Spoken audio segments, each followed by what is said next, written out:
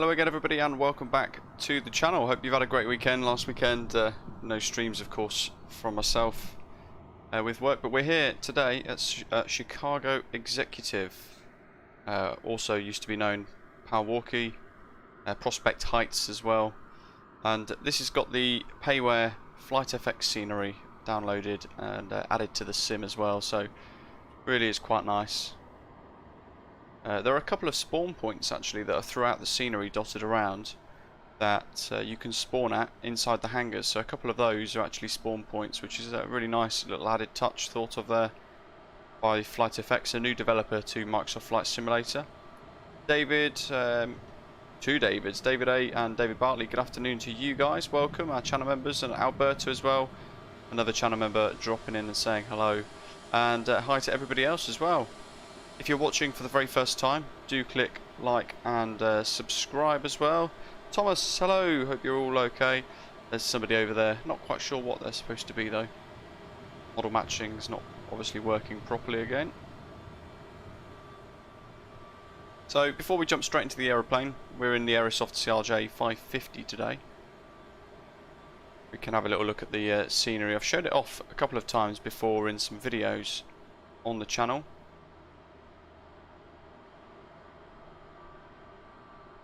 One of the little hangars there, loads of spawn points dotted around, and particularly narrow taxiways as well. I've got to say, and a short runway. We're using that one here, runway 16. It's the longest of the options at the moment. Ah, Centurio, nice. That explains why we can't see it properly.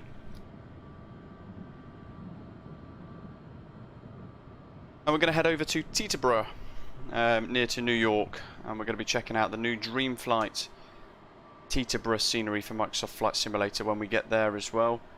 And of course, that is on sale at the moment. So Contrail, Orbex, and Flight Beam, I think, three different shops where you can purchase add-ons from. And they're all with a bit of a sale for the Dreamflight Teterboro that we're going to be arriving in at the, later today. So really exciting. It shouldn't be too long now before we get the Aerosoft CRJ550 and 1000 for the sim. I'm hoping that comes sooner rather than later. I kind of expected it at the end of June because that's kind of what they were saying, but you know, we're all happy to wait if it means that we get something quite fantastic. Into the flight deck, and I've gone ahead and programmed our route already, and we're going to be flying after departure something called the Payware 5, and I'll show you what that is at the moment. There's no star for this particular thing. Mako Simulations, hello, welcome, hope you're okay, Max. So what I've done is I've added a 1 nautical mile fixed ring, and the reason for that is I'll show you Navigraph. There's our ground charts. We want the Payware 5 departure. So the two main ones are the Georgia 5, which heads south, and the Monks 5, which also heads south. But we're not going that way. So the only other option is the Payware 5, because we're not going to be flying a little VFR trip. So that is our departure route today. So departing on runway 16, there's a little 1 symbol there down the bottom of the chart. We have to start a right turn within 1 nautical mile of departure end of runway, and complete turn to assigned heading north of radial 058 DPA. So what I've done, we're then going to head past a bit of a downwind leg, runway 16, right downwind, and then we're going to shoot north then up towards our first waypoint on our route, which is EBAKE.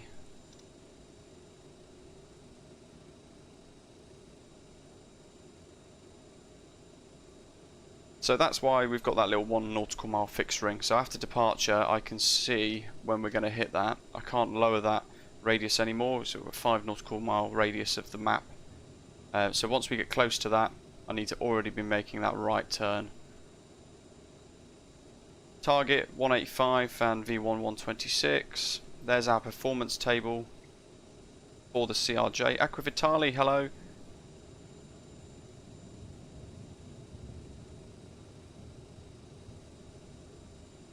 Dylan, no problem.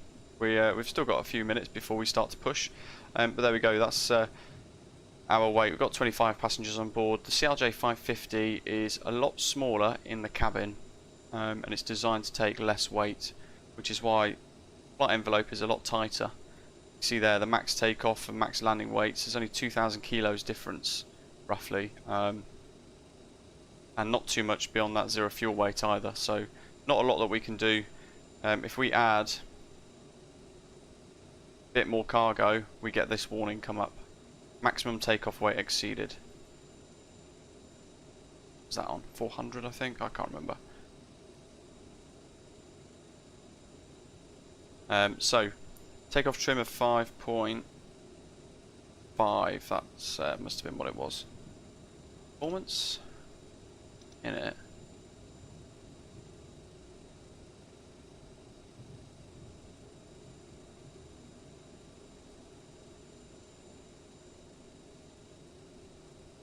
Yeah, happy days. So we need to change the stab trim over here to 5.5.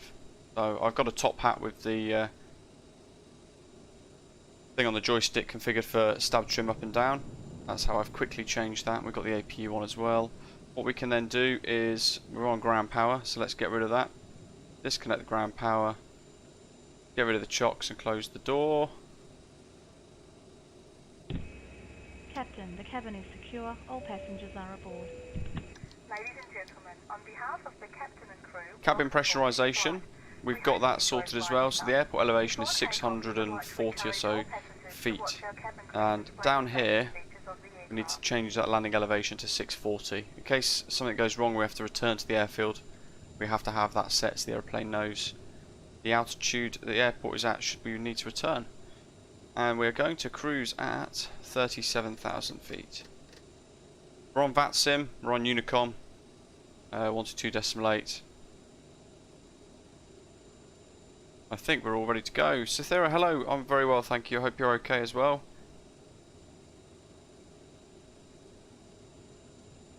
Make sure I've got my Volanta fired up, ready to go. And I need to download my flight plan. There we go.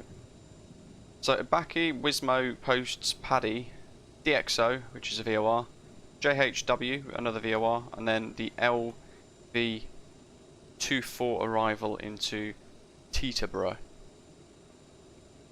Total flight time around about an hour and a half. And this is all ready to go, I think. That's done. There's our route nice and complete. Departures are in. So they're great stuff. Secondary flight plan, we don't need to worry about that. Although we can actually do that. That'd be ideal if we have to divert, but I'm not expecting that today. 1228. We can check the navs because I want to make sure. Oh, perfect. Northbrook 113.0 is nav 1. That's behind us after departure, and departure 10825. Actually, 1084. I think that should be. We'll pop that on there like so. We can then activate those by clicking VOR, VOR. So the magenta is VOR 1, which is Northbrook. That's what we're going to be aiming for.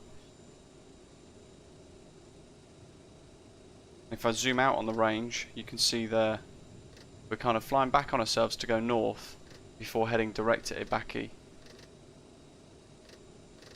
Because of the sort of niche departure that we've got to fly. Click that over to V speeds. We can click that, we're going to target V1 126. Matthew, hello, welcome. Back in your aeroplane today. That's good. Removed, removed, closed, closed, closed, closed.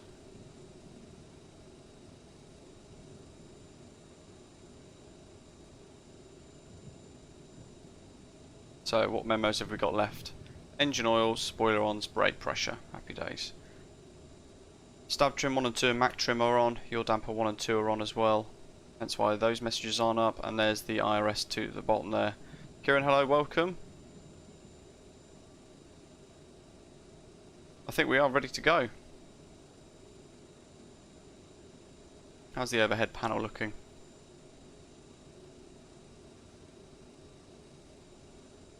Sweet. So, bearing in mind our position, the Thomas, nice stuff. Which one did you have? I had Pfizer. These guys are in the way, they won't disappear, but obviously we can't push back. So for that reason, we're going to be sort of turning towards this guy and mowing him down, I guess. Hey ho, beacon on.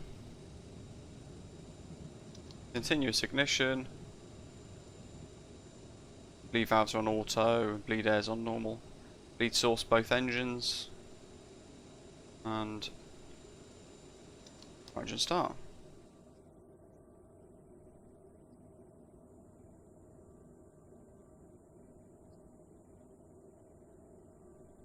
What we're doing is we're watching that N2 rise. When it's basically around 20 to 22ish, we'll unlock the throttle lock, which is just here. So there we go, you can unlock that and then we drop it up, oops, into idle. But what I've done there is I've flicked it. Oh, don't tell me that's just activated. Oh, last time I did that, it broke the aeroplane. Let's start this again. It's a problem with the mouse wheel selecting everything, I guess. We're in live weather. Yes. It's really strange thunderstorms we seem to be constantly getting in the sim at the moment. I've left that in idle as well, naughty me.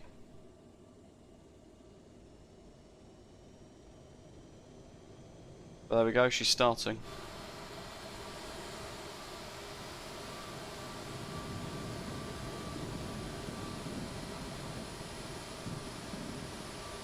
Yeah, I think Pfizer's probably the best one that you could get. It's certainly the most expensive of the 3 or 4 main options.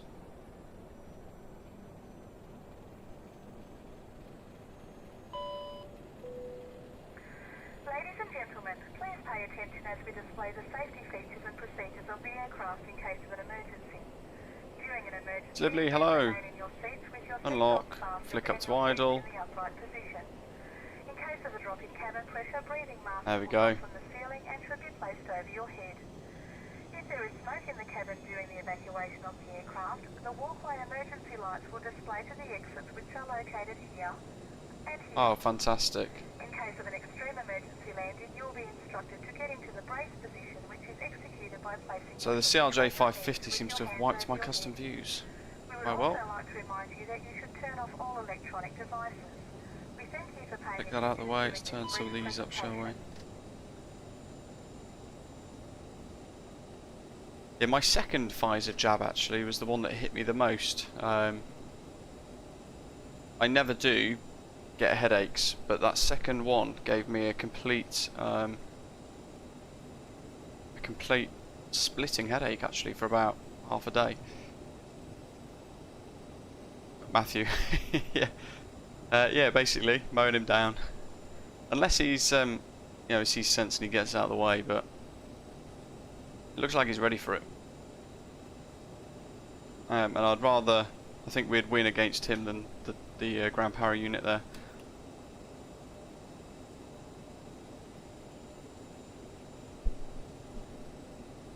Walkie traffic, Osprey 165, radio check.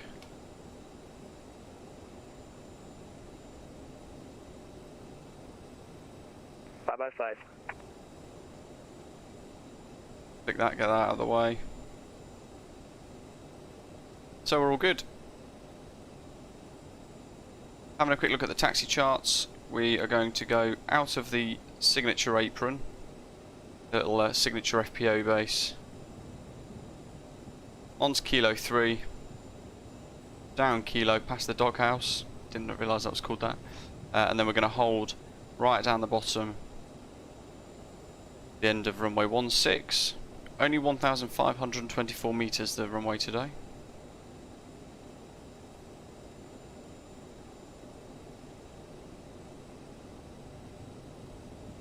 Ruthie, I was kind of hoping that the CRJ 900 1000 was going to be released Friday just gone, but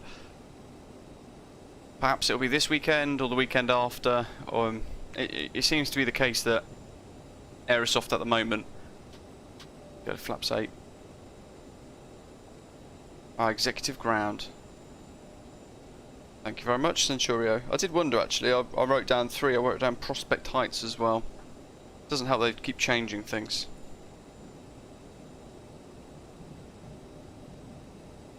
Dan, I did, yeah, thank you very much. Almost forgot actually, I did it 2 minutes prior to the stream starting.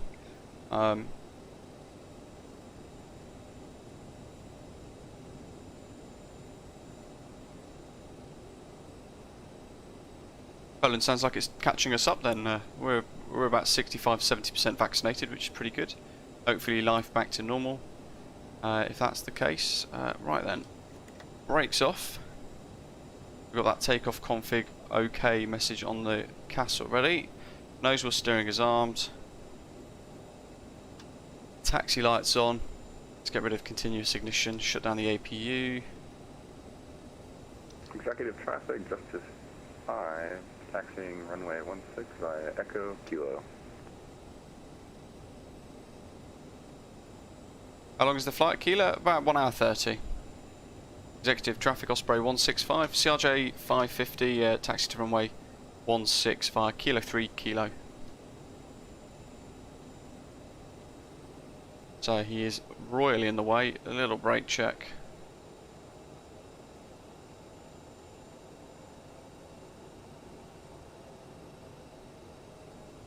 Poor guy.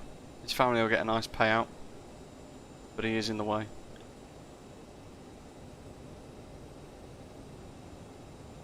What do you guys think of this scenery then, by FlightFX? There's a McDonald's over there in the far corner. McDonald's and a few other bits. If you want to see it before we depart, let us know. I'll skirt on over there prior to our departure. Why does it feel like my rudder pedals have always... they keep changing the sensitivities by themselves?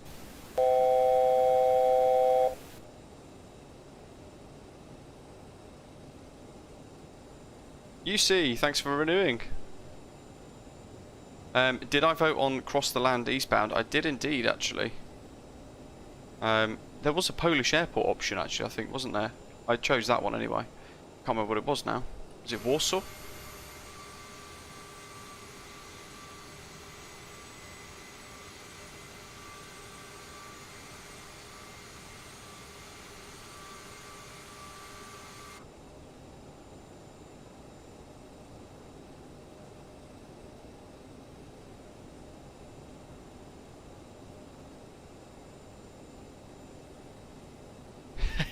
Yeah, that's it. Bound by his duty. Old Dave was a hard worker. This is a really tight corner and narrow. Yeah, I voted for Warsaw.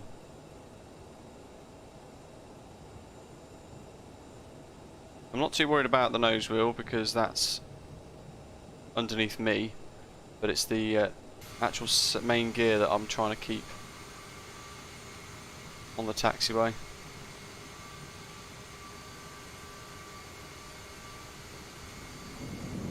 Dan Steen, so you can't actually see it. I can't see that top bar. It's only for sort of streams. It's Fly Live, it's called. It's free.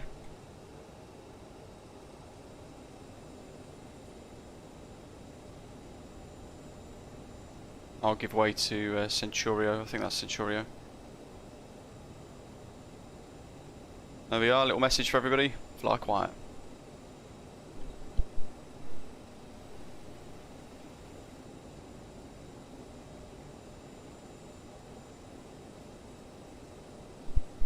Just going to really quickly check my rudder settings.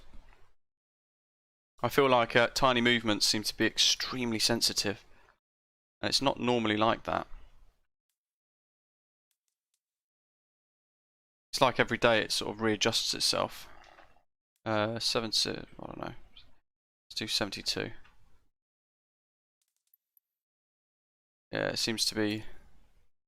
I haven't got one, Dan Stein. You just Google it and it pops up. 787-10. I think I would imagine the wheels would be literally on the edge lines.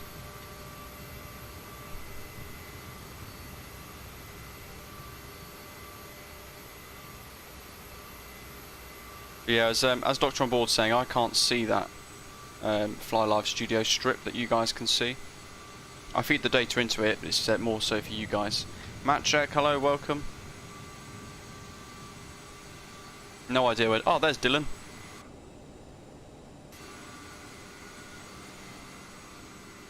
Yo yo.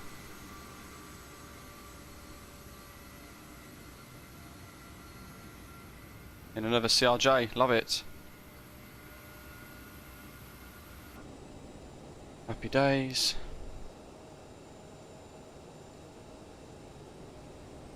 I check. No, I'm not Polish. My neighbours are. Executive ground, 428 Mike Romeo, next to hangar 1-2. Gonna be starting up. That's better. My rudder pedals are kilo for sluggish now, which is what I wanted.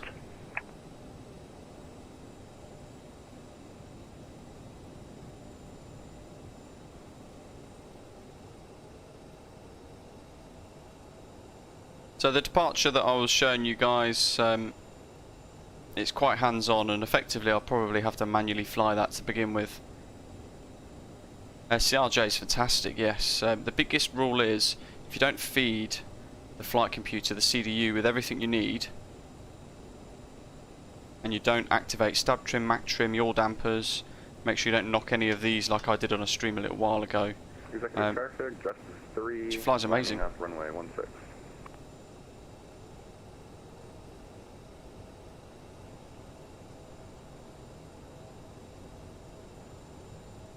It's a really nice bit of scenery.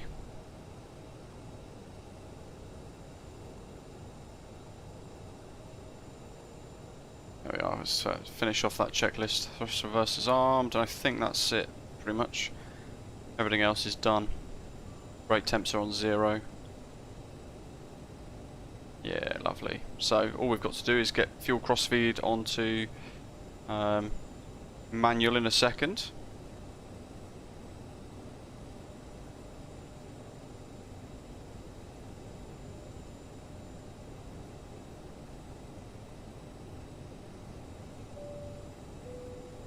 Ladies and gentlemen, the captain has advised that we are now cleared for takeoff.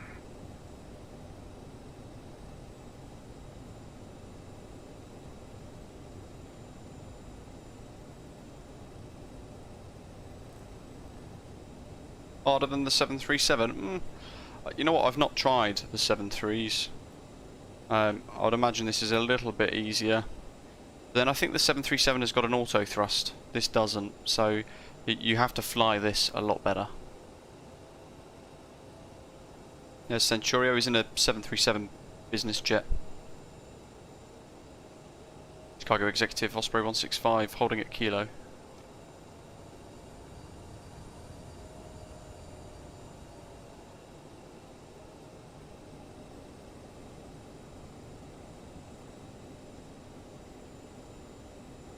Executive traffic, Justice 3, departing runway 16. Turn right heading 330 after takeoff.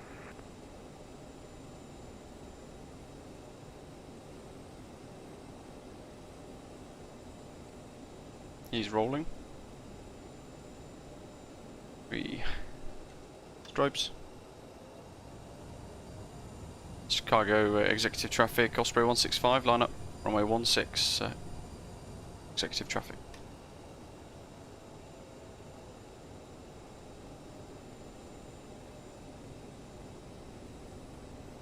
Might as well use as much of this as we can. It's airborne already, wow. Bahama, yeah, the autopilot's never really been too much of a problem for me, I've got to say. Is the CRJ easier than the DC-6? By a long stretch, yes. Absolutely.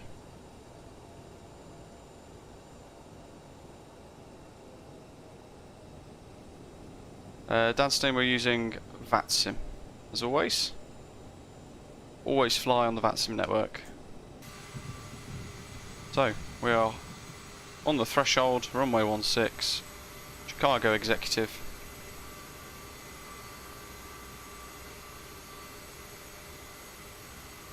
And we're just giving him a little bit of a gap because we're flying the same manual of departure. Agro Italia, the DC-6 is a tough one. I'm trying to learn it all in tiny little chunks, because there is so much to sort of chew off and learn. Thomas, we'll consider streaming in 1440p soon. I'm not sure. If my broadband can handle it and the sim can handle it, then yeah, sure, I could give it a go. It's lively for me now. The CRJ is my favourite. 787 with the heavy division mod is my second favourite, and then, you know, the A32NX third. Executive traffic, Osprey 165, departing runway 16, Payware 5 departure, executive traffic.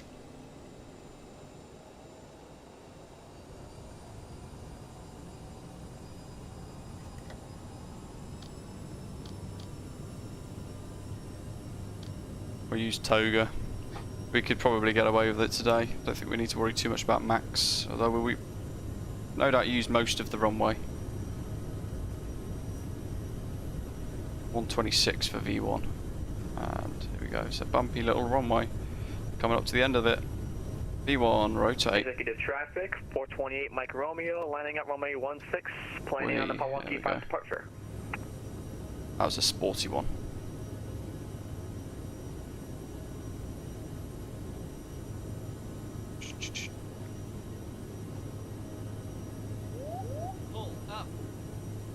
Yes.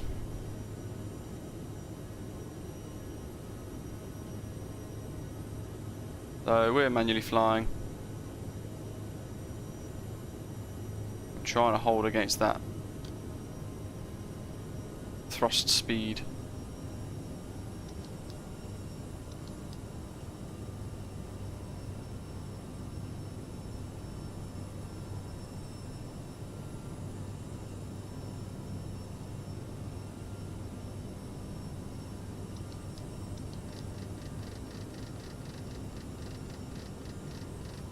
Keep that turn going, shall we?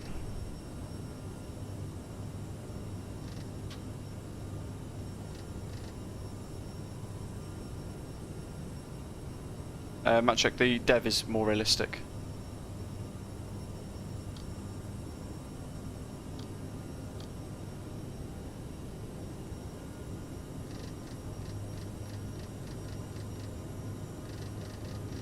Round we go, we're going to try and overfly the airfield.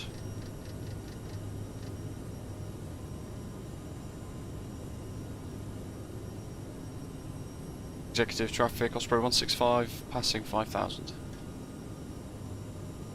Executive traffic, 428 Mike Romeo, taking off runway 16, Payware 5 departure. Executive.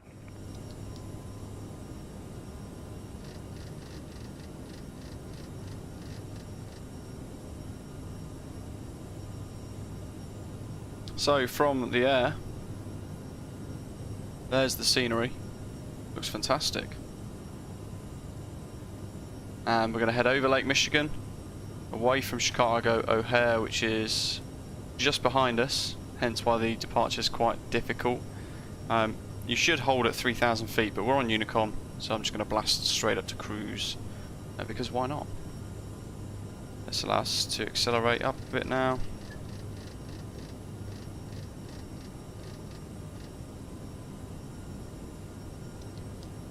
Resync heading mode, Lake Michigan down below and in front.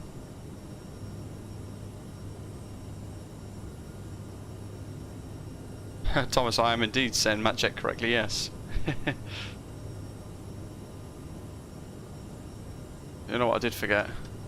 Landing lights. And manual crossflow. Naughty me. This is the thing though, when you fly multiple different aeroplanes in the sim, you very quickly lose track of what you actually want to be using, and then you make mistakes. but we're alive, so that's all good. Executive traffic, 428 Mike Romeo, passing 3000. We'll go for 300 and climb. UC's been a member for 5 months now. Fantastic. Thank you very much.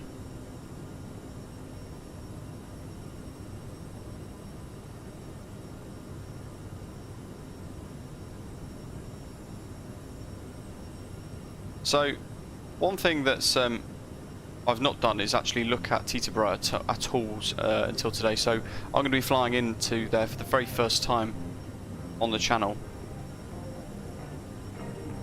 having never checked it out before. We can turn that stuff off now, even though we forgot it. At least the strobes were on, eh? Whoops. That's all looking good as well. Gas is nice and clear, doors closed. Stick that on anyway. Cool. We're on our way. Let's get that range wound up.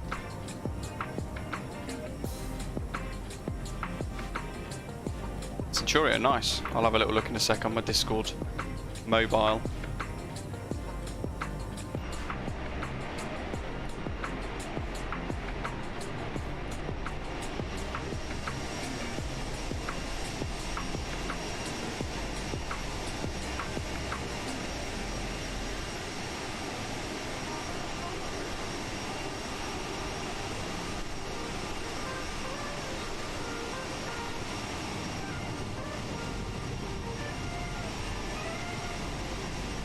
Livy, awesome. So I'm guessing then with that in mind, you kind of know how good Teterboro is, right? You'll be able to tell me if it's good or not.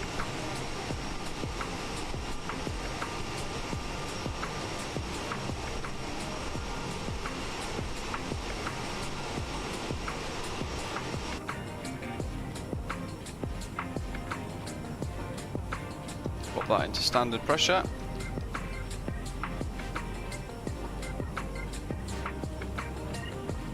And away we go. We've got Volanta fired up as well for the arrival.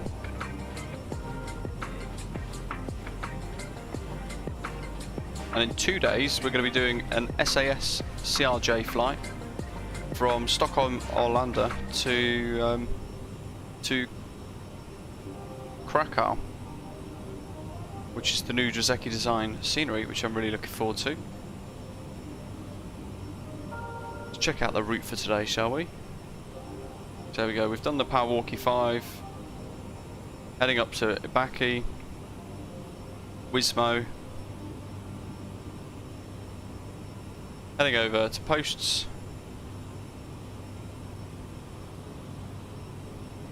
Detroit is the VOR that we're going to be heading over, so we're going to be going directly over Detroit before zipping over, skirting through a bit of Canadian airspace to Jamestown, and that is then our arrival.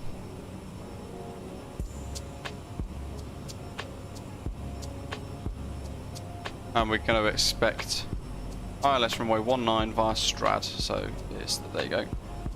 Via Stillwater, vectoring up towards Strad, which is just here, before coming in for our approach.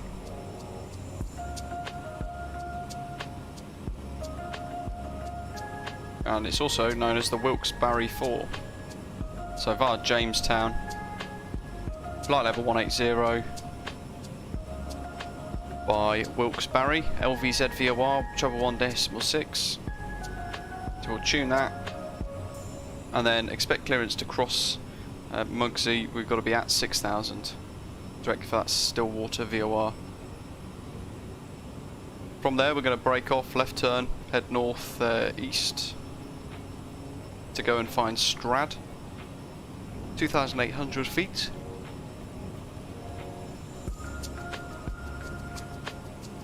And then we're going to head to our final approach, unveiled tugs, and then touchdown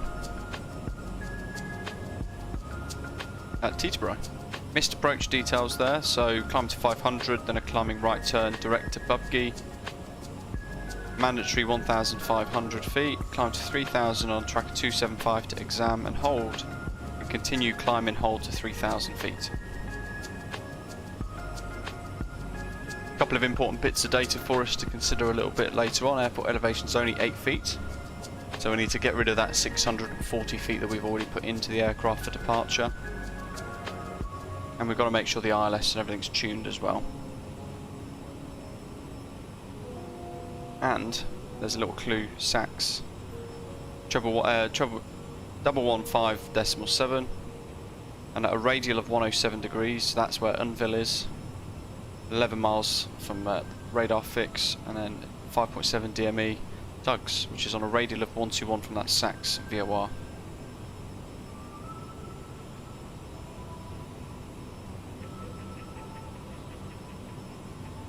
It's been a while since I flew this.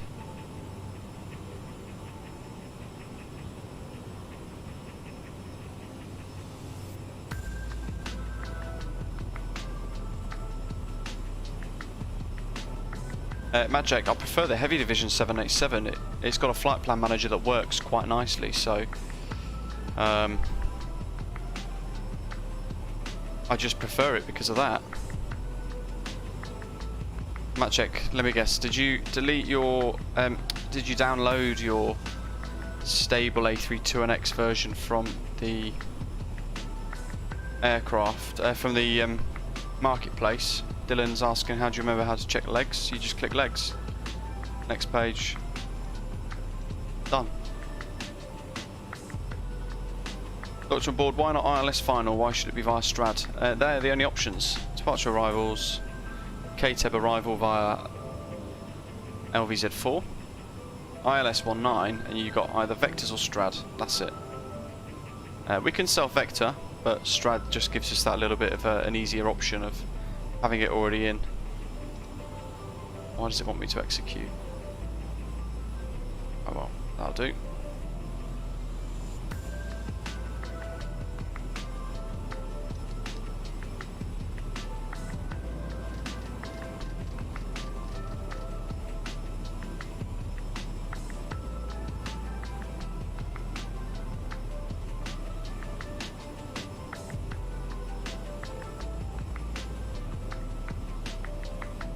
On the nav map, how do you check legs? Do you mean on Navigraph, or do you mean on the VFR map on this drop down?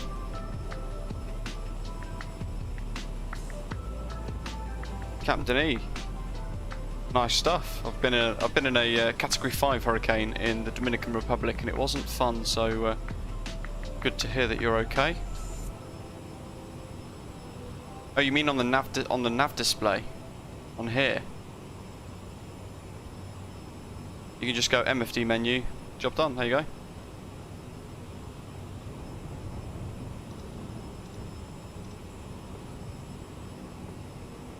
Now I'm trying to think how you...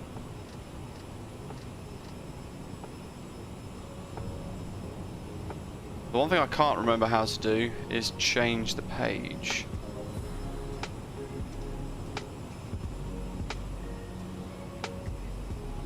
Page.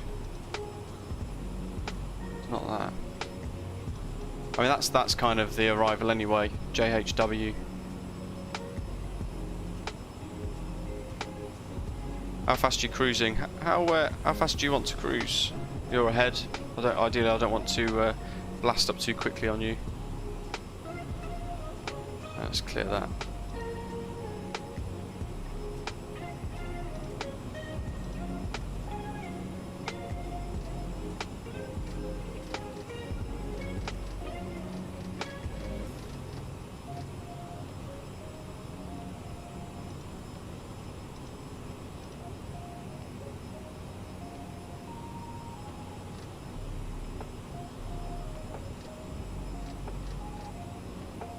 What are we on for radius here?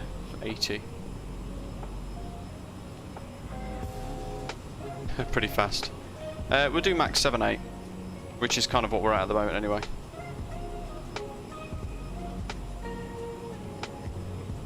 How did I draw the circle, the fixed ring? Nah, Centurio, you're fine. I'll do Mach decimal 7.8. Or I'll do Mach 7.7. That'll match out with yourself, won't it then? All is well then.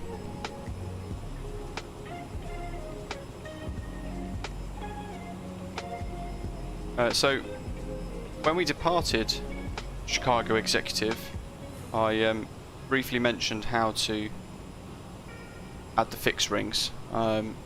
Let's see, how could I? Basically, you go to fix.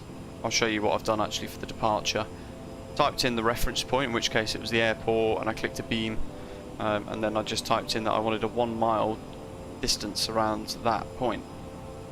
It gives you like a little green dotted arrow then.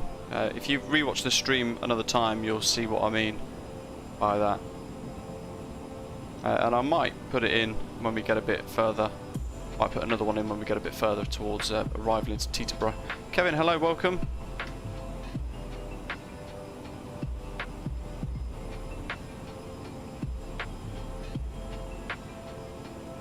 Jason, the ETA is at the top of your screen. So depending on what time zone you're at, you'll be fine.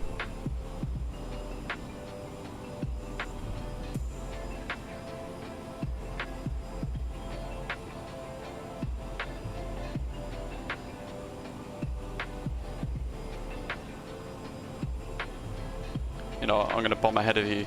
I'm going to do Mach decimal 80. That feels more natural. There you go, Matthew. Thank you very much.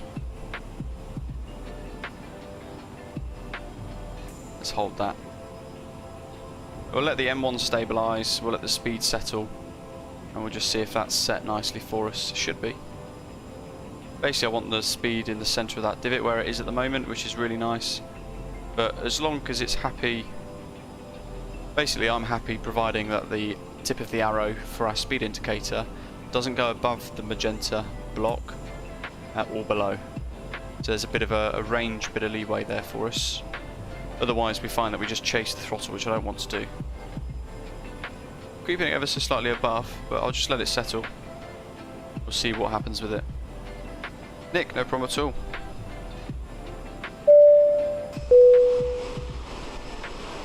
Thank you so much on great community work, patience and all your resourceful help. Nick, no problem at all. Thank you very much. That's a really kind tip. You are very welcome, and I'm glad you find it all useful and enjoy the content. Gian, welcome on board. Hitting subscribe, and Ben as well. Welcome to you too. Hope you're both okay. Welcome to the channel.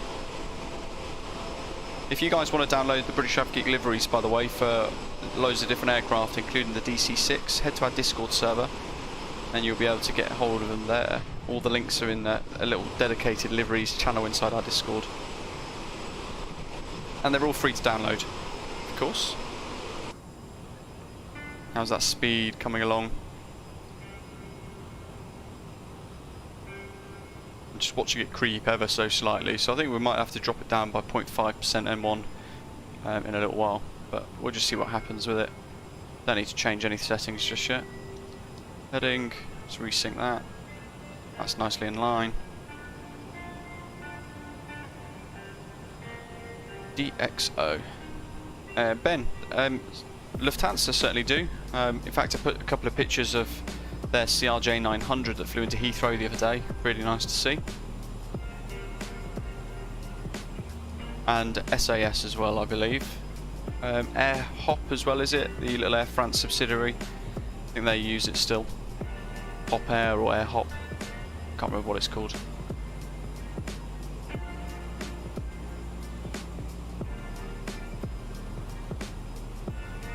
Wilkes Barre 4. Treble 16.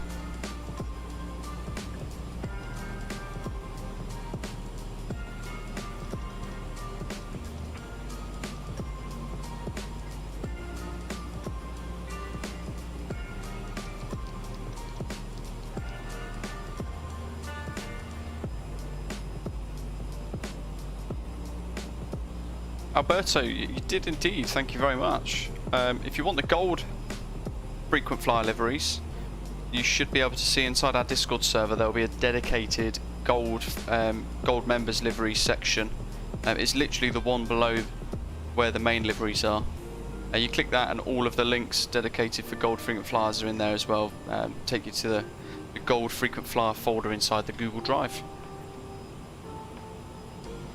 Oh Ben, you'll love it. It's by far my favourite aeroplane in the sim at the moment, and this is coming from somebody that never thought he would enjoy regional jets, and I've really enjoyed learning it, and I've very much enjoyed sort of like flying it, learning to handle it, and everything works really nicely. You just got to, you know, remember the basic rules of the fact that you have to control the throttle, and you've got to give it all the data it needs, and then it looks after you. It's fine. I absolutely thoroughly enjoy it. I'm really looking forward to the Aerosoft CRJ550 and 1000 expansion pack coming soon as well. Gotta say, if you want to get started with it, Ben, then check out my Aerosoft CRJ tutorials on the channel. I'll put a few bits on there for you. There's 3 episodes basically, so instead of just doing one big tutorial for the CRJ,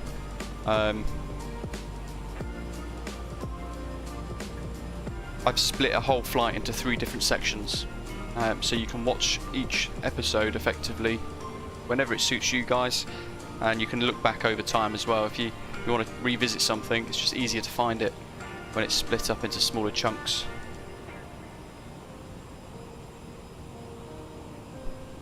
Dylan, it's plan mode, but I can't remember what it is, how to get it. We'll work it out in a second. Let's have a little look here. So, I mean, that's got to be plan mode right there. Flight plan. No. There we go. Gotcha. So go to plan mode. So flick that across, just one to the right. You get that, and then go to legs, and you can just press down. There you go. So you can see.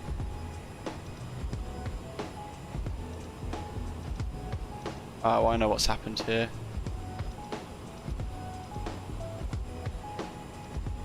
I've put that in, and it's buggered up my arrival. STW. Well, it has buggered it up, hasn't it?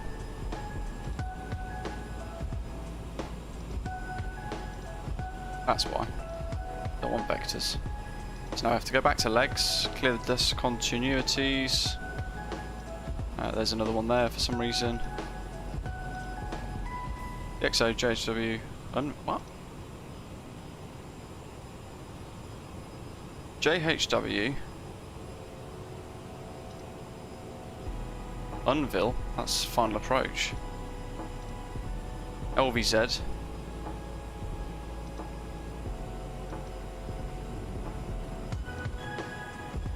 I think that's a bit better. Oh, I'm going to check it now.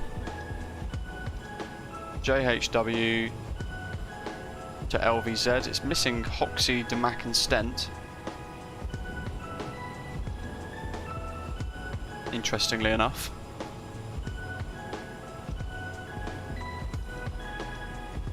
But it's a straight line effectively anyway. LVZ, Hearty, Mugsy, STW, then Strad. There we go. So that looks a bit better. Yeah, that's much better. I'll flick that back over to our current route. So you can see I've left it on 83% N1, and that speed is just sitting ever so slightly above the centre indentation of our speed target, but I don't need to change that. That's absolutely fine.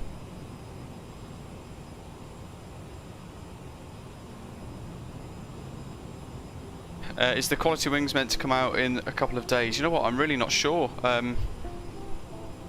Yeah, they said Q2, but that's finished. And again, like Centurio said, they've been radio silent since last year. I've sent them a couple of emails actually, and they've not actually responded to them for some reason. Nick, I'm not sure about the Embraer ones, the E-Jets. Assuming they've got auto throttle. Kevin, gotta be honest, pretty much been flying the CRJ and CJ4 until they get custom FPM sorted in the A321X.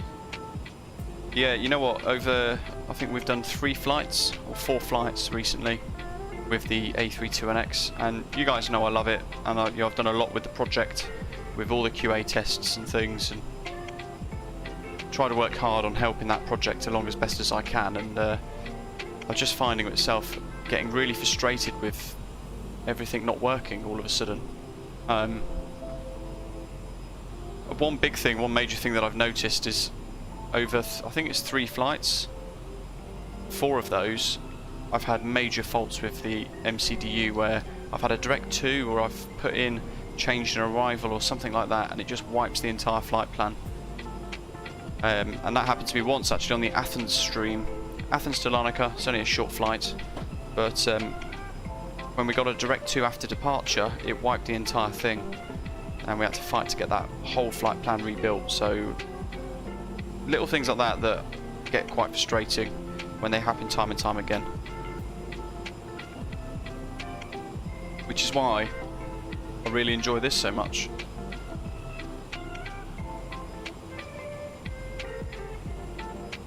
Load of CBs. Yeah, it all just works really nicely. Put fixed rings in. It can't do RNAV, but that's more of an MSFS problem. That down below is Detroit on the nose. Oops, there we go. There's Detroit.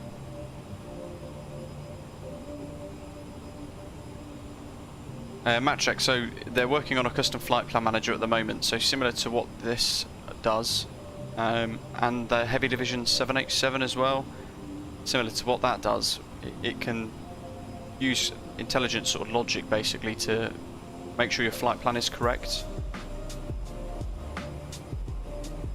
Dylan, the other day I had approach mode arm itself and the entire route deleted apart from final approach, points 10 nautical miles from the runway. Yeah, and you don't want that. It gets to the point where it's too unstable. If it keeps getting worse, and it seems to be deteriorating rapidly. Oh,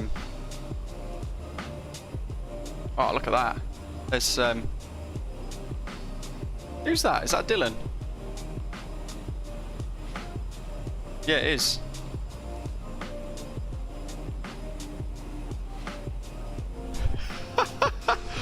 He's in the another British Avgeek CRJ, Osprey livery, but he's using a private jet call sign. Oh, that could be a cool screenshot. Come on, let's go. Where's my plane? Where is my plane? How have I lost the aeroplane? There we go.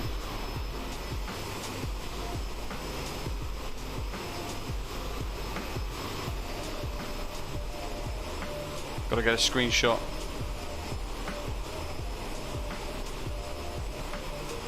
Check that out.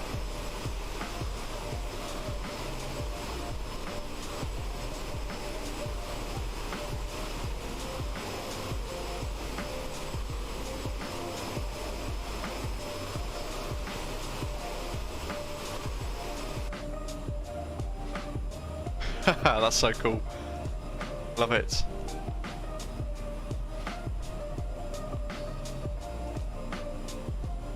There you go. Bet you wish you were flying a regional jet.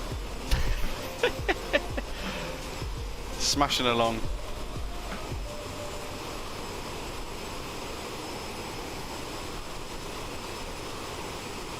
So Dylan's behind us somewhere. Can't quite see him. So that's Centurio. Gunning for the overtake. Let's go. TCAS is on, yeah. Let's see. There you go. Flight level 350, look.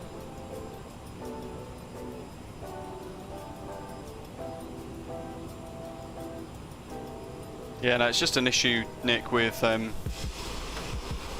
just the way it seems to work at the moment with custom flight plan stuff.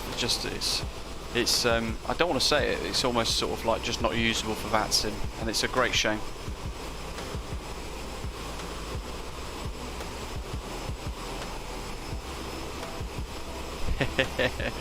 Let's see.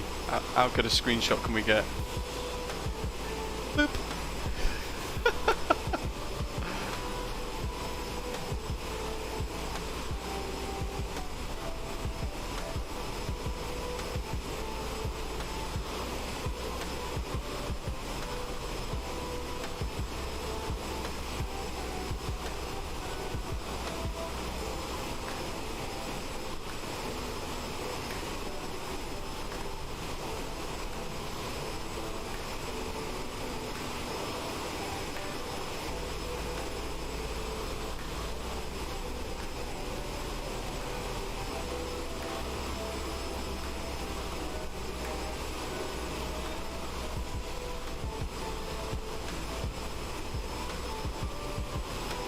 Bakazato indeed, CRJ Ops, my favourite aeroplane in MSFS by a long stretch actually now.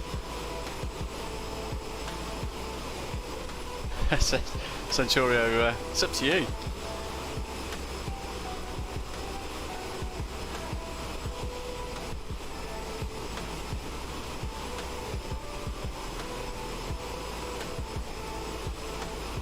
Go get some good screenshots. Especially now I'm trying to use Twitter more.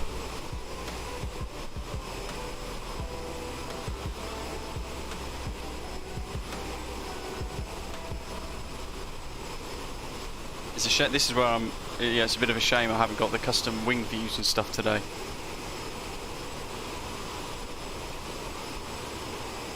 Aerosoft are prioritising the A330 now, Dylan. So that is what they're going to be creating. That's what they're working on at the moment, actually. And that is the next aircraft they'll be releasing airliner-wise for MSFS. Really excited about that. That's going to be awesome. Just going to squish Centurio.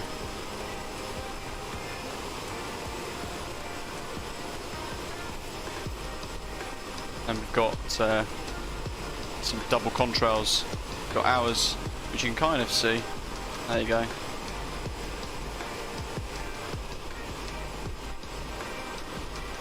Look at that.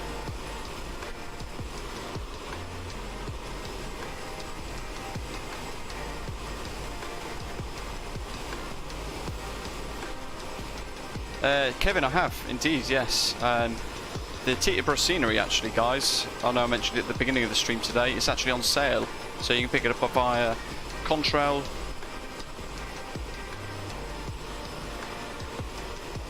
Flightbeam shop as well. And Orbex have all got the same sale. So you can get 30% off Teterboro at the moment. We're going to take a look at that. I've not gone into it before, so not sure what to expect with the scenery, but it looks fantastic from a lot of the screenshots I've got.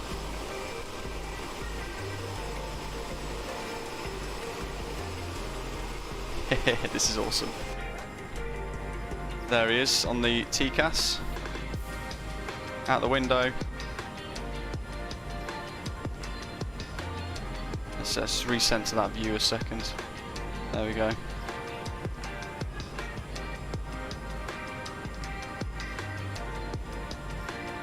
How's that speed doing actually? Oh, it's almost at the top end. We'll drop that M1 back a little bit, I think.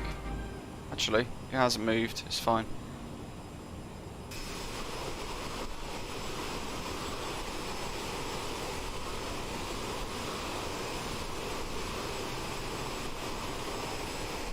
Oh, I can't wait for an A350 for Microsoft Flight Simulator. A proper one, of course. Not one of those weird Frankenstein things that people put on flightsim.to with 747 cockpit.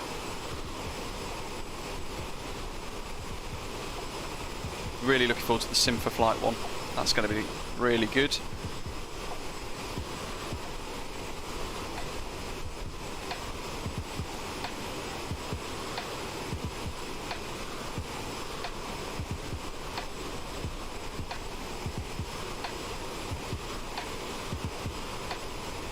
Kevin, nice. That's a good decision.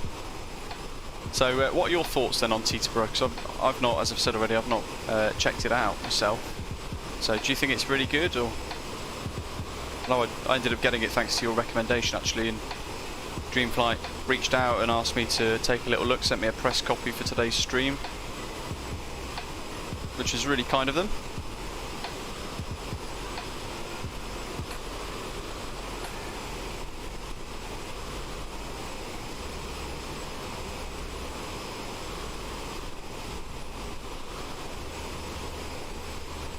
You know what, in real life, when you're sat in an aeroplane and you're in the window seat, because I always have to have the window seat, when you see another aircraft sharing the same route, maybe offset slightly on the same airway, it always looks good, doesn't it? It always looks fantastic. So I do love it when you can replicate this on MSFS as well.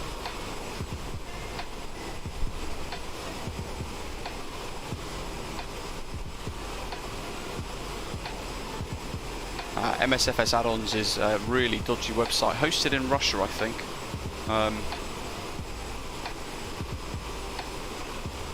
But they've been ripping loads of Payware stuff as well. And a couple of things have been found to have viruses on it from that website, so do be careful if you use that site.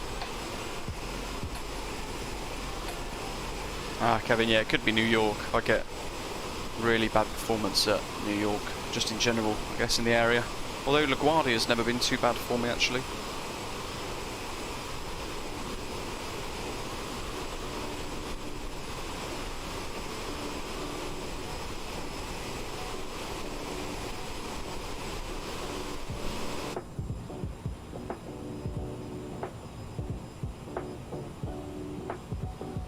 Bakazato, exactly, yeah. I always wonder if the pilots ramp it up another. They get the speed and they go, you know what, let's add 0.2 Mach and try and race them. Oh, I'd find it hard not to. That vast nothingness over the water. So this is where we're crossing a little bit of Canadian airspace now, for a brief period of time.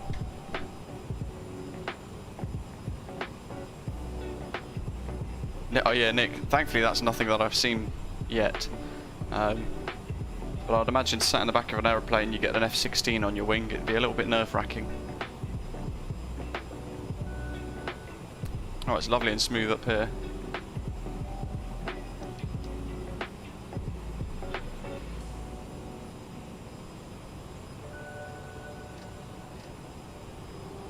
JHW LVZ. We need to be at 180. So that's not correct. In fact, all the VNAV stuff's not correct for this. Matthew, so yes. Love it.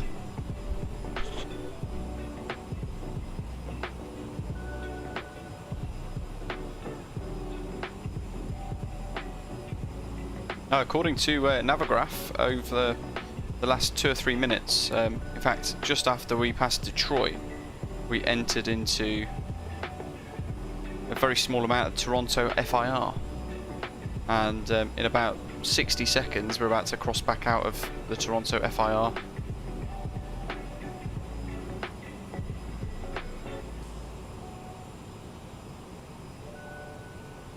It sort of juts out over this body of water.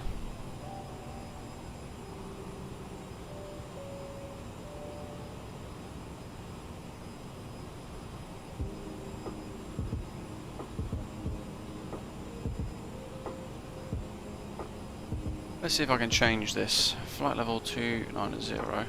We don't want that, we want...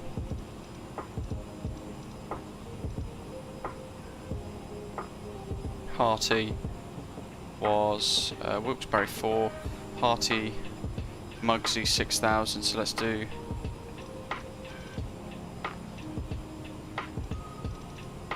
$6,000.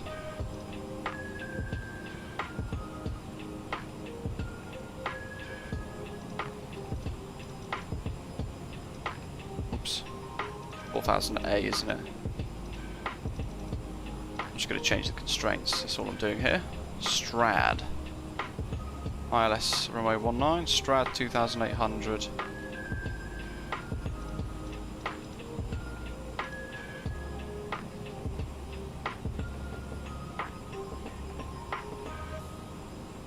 Execute.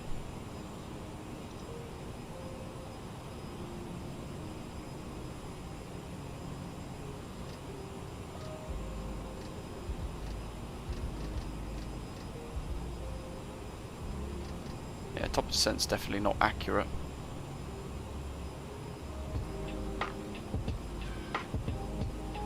What are we? 37,000. We want to go to 18,000. We're going to do we're at 260 at the moment.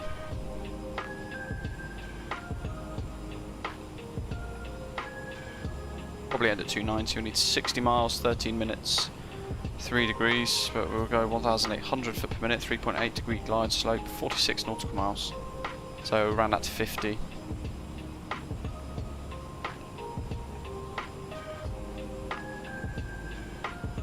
Matthew, yeah, so it's almost, that little section is almost pointless, isn't it? You think they'd just agree to allow it to cover it. Washington Dulles Tower is online.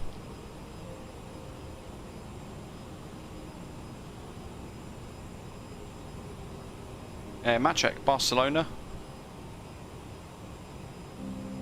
Always a good one.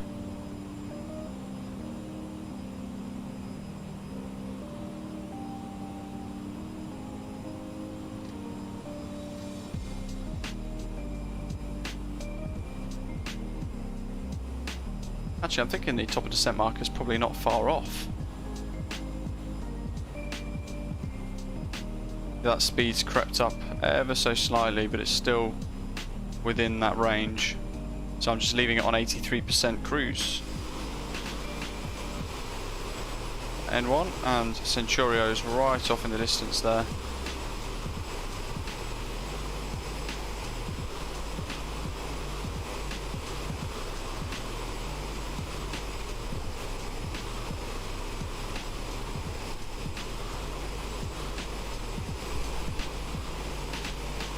Back nice.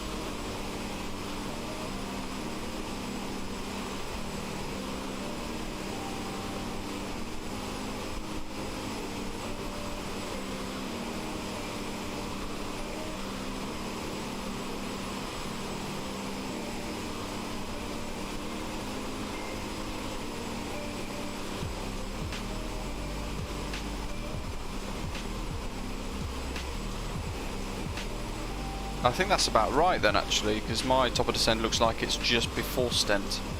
Philip, hello, hope you're okay. Yeah, it certainly looks like our top of descent's just after stent.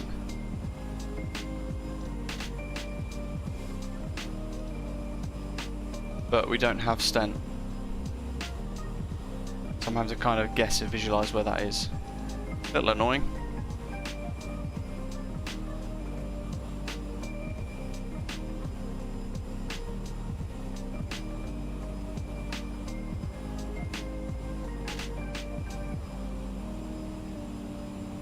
Matthew, never been. I've always wanted to. There's certainly some what looks like very, very good scenery in MSFS for it. I'd love to visit in real life.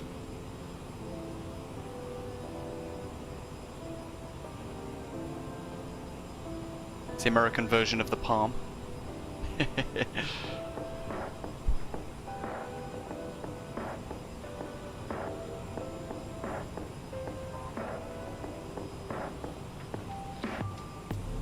Yeah, Dylan, you have to make sure that your constraints there are all set correctly, so that's why I've gone and edited all those.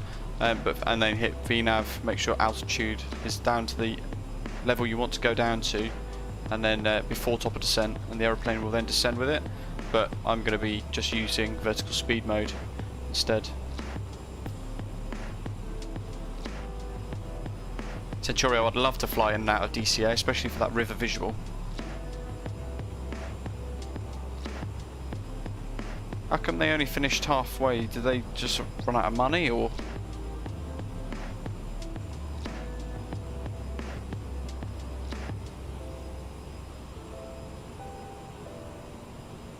Let's have a quick dig about, see what that is down below. Erie International Ridge in the States. Jamestown's just underneath that cloud there. That's the VOR. We're going to be turning left and entering the arrival through that.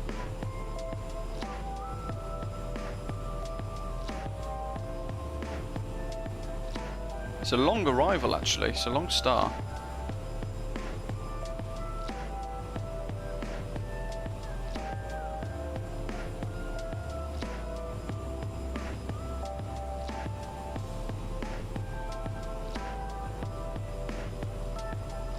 Ah, William, what?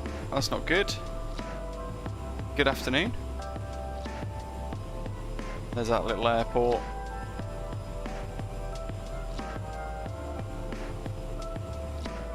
Yeah, William, bruh.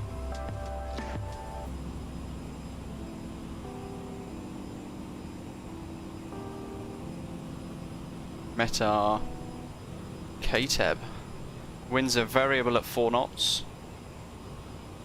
The QNH, well, the altimeter is 2, 9 and 9 are 6. Good visibility, 26 degrees basically. Yeah, Centurio, I assume they just try and use the other runway with the ILS more often than not.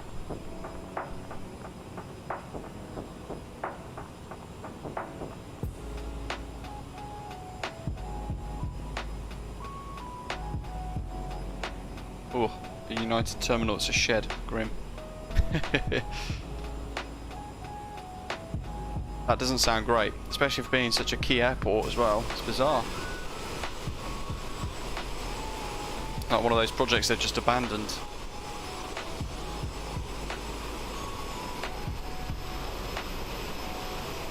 Matthew, hello. Hope you're okay.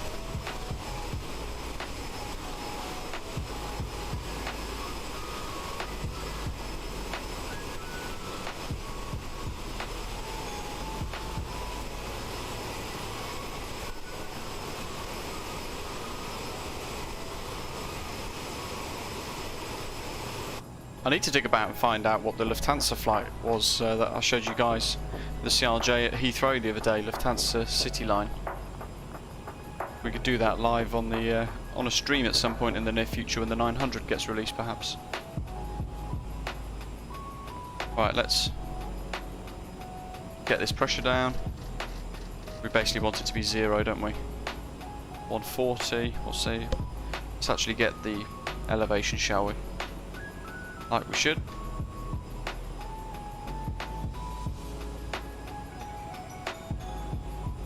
Let's see. Airport elevation of 8 feet. It only goes up in 20s and down in 20s, so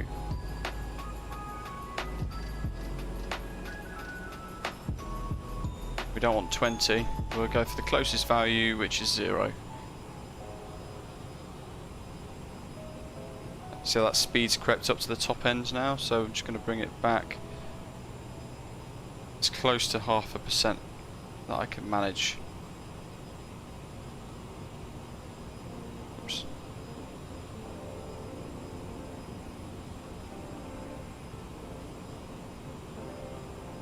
Oh, we'll see what happens there.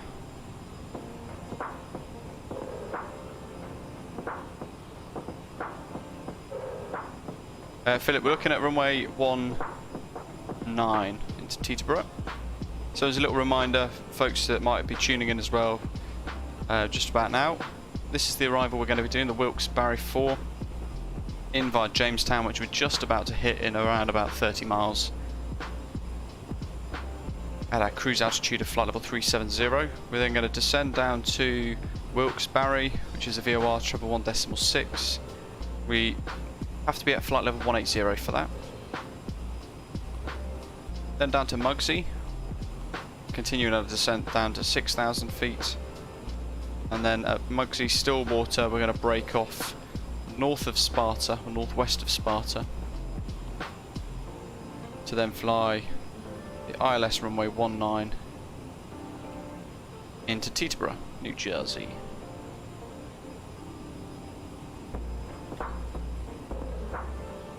See plates there, so we want to be unveil at 2100 feet, 2100 feet, down to 1500 by tugs, which is a 5.7 DME,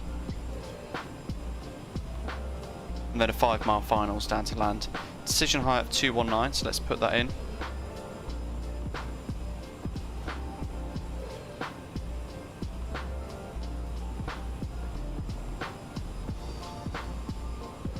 So down here, you can get the throttle out of the way, by the way, by just clicking that plaque. We're going to flick that to MTA, push. Let's get that up to 220. That's the closest and the highest of the two. So round up rather than round down, so you get higher value. And if we want to, we can actually set a DH, which is linked to the radalt. DA, sorry, DH. But that only goes up in increments of 1, so yeah, be careful with that. It could take a long time.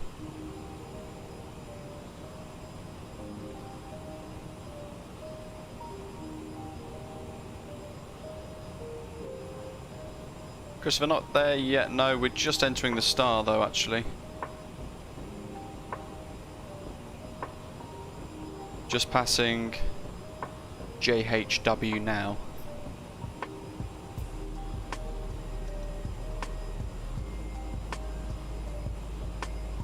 Trevor 16, I'm surprised we haven't got that pinging. Not too far away. 60 miles. Okay, well, fair enough. Yeah, it's about 100 and... Oh. Good grief, it's absolutely miles away. That's why it's not picking up yet. So Stent to LVZ is about 70.4 nautical miles. Oh, I missed a UPS crossing in front. Oh, I have. Look at that.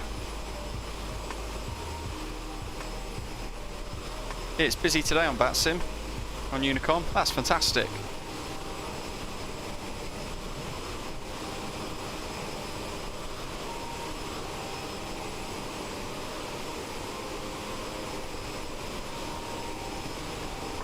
That's awesome. There's our Contrail curving there slightly as we turn at JHW.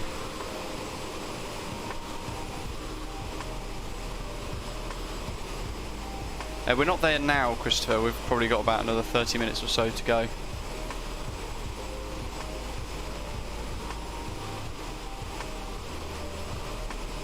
Looking awesome. Like I was saying to some of you guys on another stream a few weeks back, I never thought I would be that interested in a CRJ, a regional jet in a sim. But I think it's amazing. I think it's absolutely fantastic. Especially because it just works nicely. And I really like not having an auto throttle.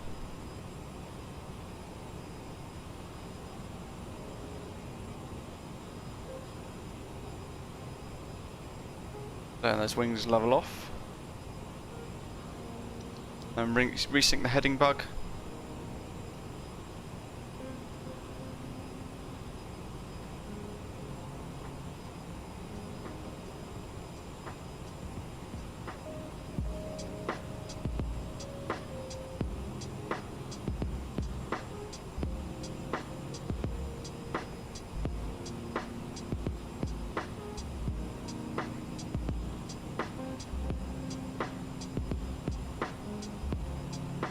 Love that UPS crossing in front, ever so slightly below.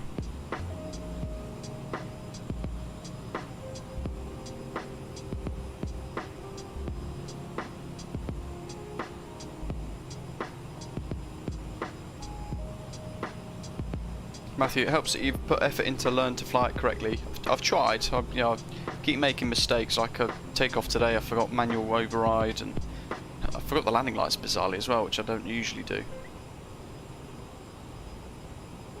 Then I have had a pretty hectic week so far today. I just thought I just really enjoy flying it. I think it's fantastic. I like the detail. It requires you to think a bit more as well, rather than just take off autopilot on, and then hope that you're going somewhere with an auto land. That's not my kind of simming.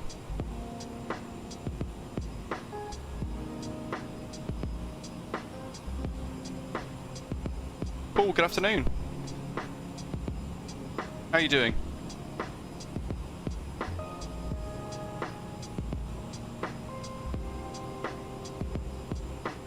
Cythera, exactly. Tells you how much a great add-on can do.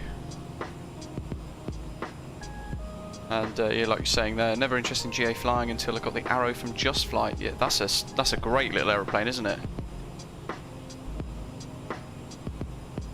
And this is the sim for VFR. Kevin, welcome aboard. Thanks for joining. Make sure you hit us up in Discord. We'll get you added into the club lounge.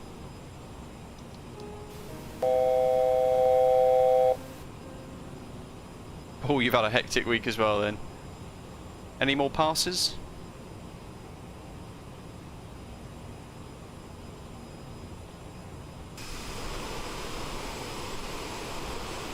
Can't see. I can see flashing lights there. I assume that's Dylan. Oh, there's two. Look, that's going to be Dylan at the top, and then just there is another set of flashing lights, which I assume is Centurio.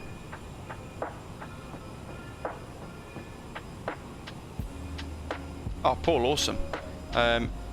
It would probably help then to give you an idea of how far we're going to be. 224 miles away at the moment, 27 minutes. So hopefully that helps.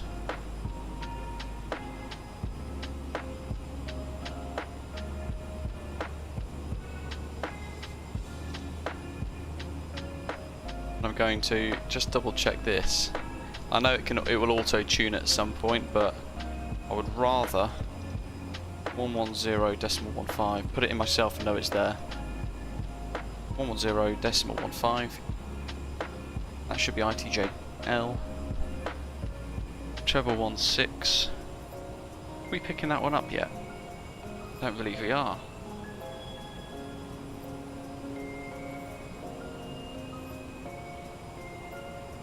Ah, Paul. Whoops. Oh, they do actually, yeah. Philadelphia NA approach.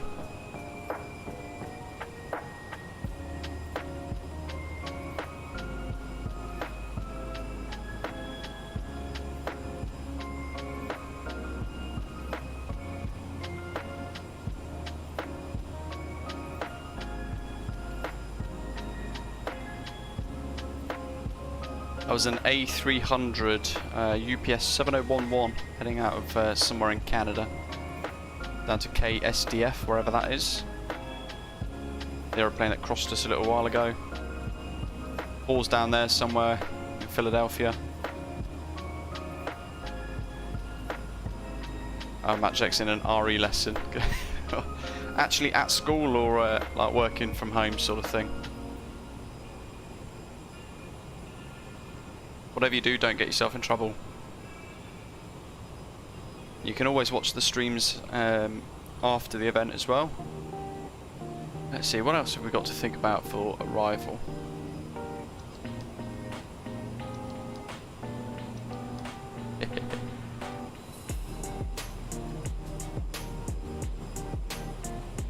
So we're not going to Philadelphia. There's our little top of descent marker there, look. And 80, 160, that's only probably giving us 25 or something miles, which we don't really want.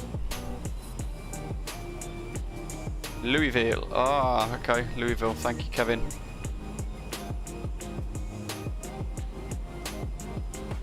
Places like that I'd love to go and explore once we get some decent sort of cargo liners for the sim.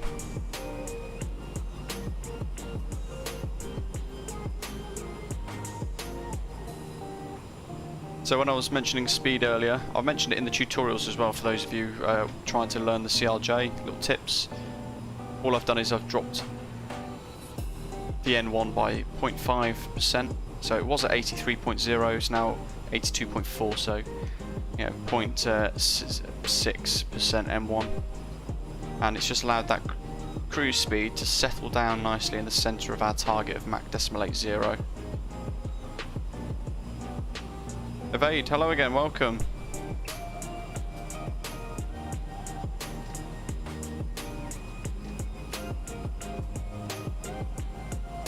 There's not much more for us to do, really.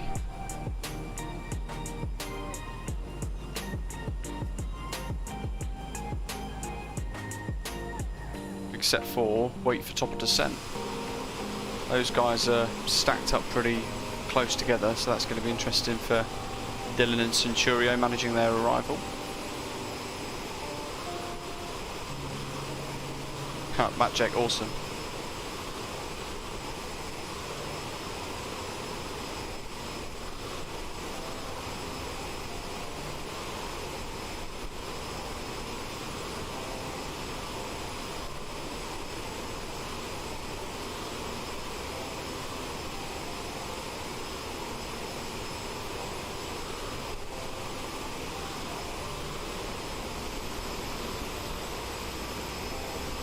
traffic, Canadair 428 Mike Romeo, top percent in 40 miles, flight level 370, we're above traffic right now, we'll be descending in 40 miles from 270. Kevin, finally got my honeycomb alpha yoke. Has anyone been looking for and had any success finding a Bravo throttle quadrant?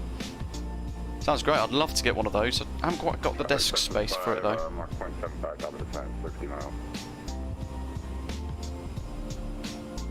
How long did I say we wanted? We want 50 miles.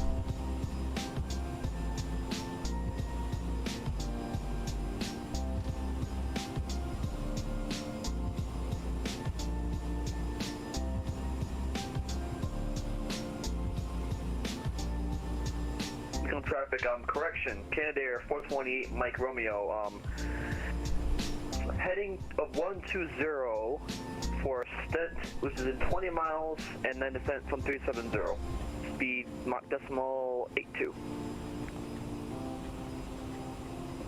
Balls JetBlue 75, hovering around Philadelphia approach.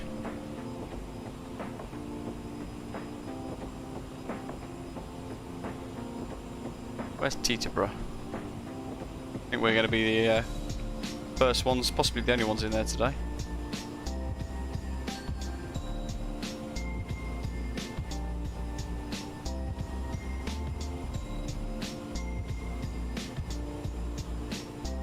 Having a quick look at Volanta. Arcs, nice, you've got both, fantastic. Have you managed to get hold of the Airbus? They did like an Airbus add-on for the throttle, haven't they? Kevin. Yeah, she starts to get suspicious when she notices loads of flashy new things turning up. Expensive looking things turning up.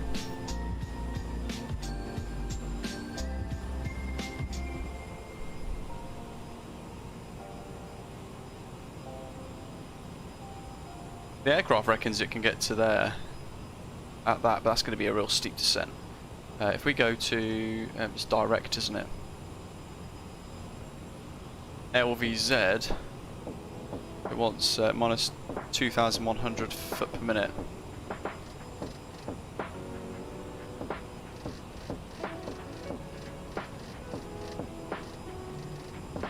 Cool, let's start the descent then. Vertical speed.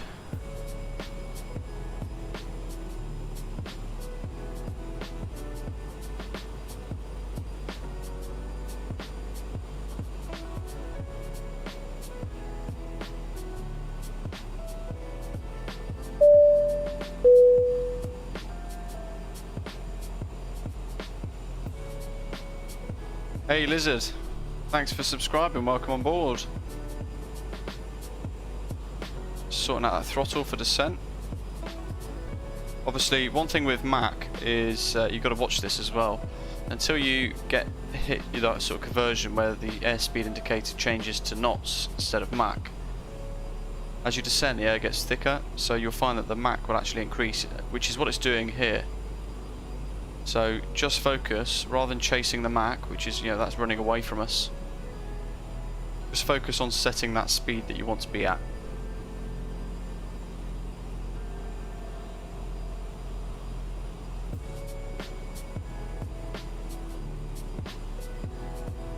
There you go, 2,200 foot per minute. There's the banana. It's telling us we're about right there for that.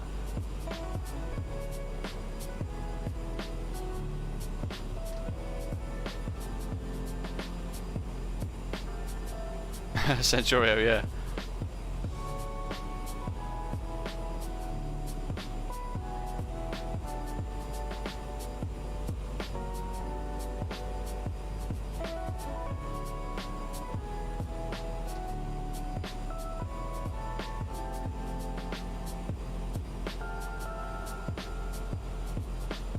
Dot meta KTEB. So 29096, and I'm going to set that one now. Standby instrument, so that I don't have to worry about that.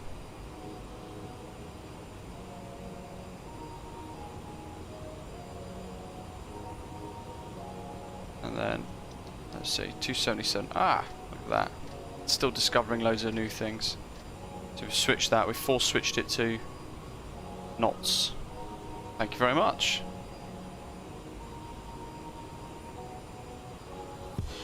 Always good to have a real pilot in the live chat.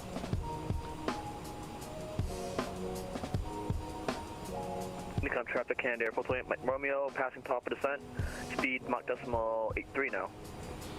So vertical speed of 2,400 foot per minute, and we've got that banana right on the waypoint of LVZ, so that's looking pretty good for us. So all we've got to do is hold the speed, hold the rate of descent, and we will hit that nicely as we descend.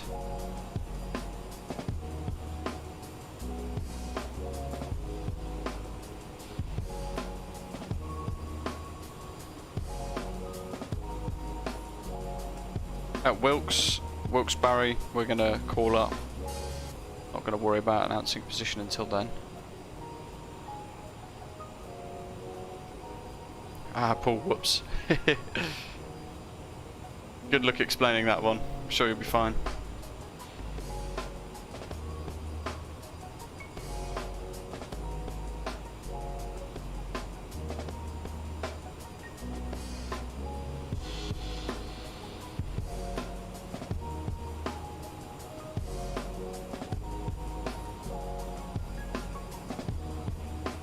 Draw that speed back a little bit.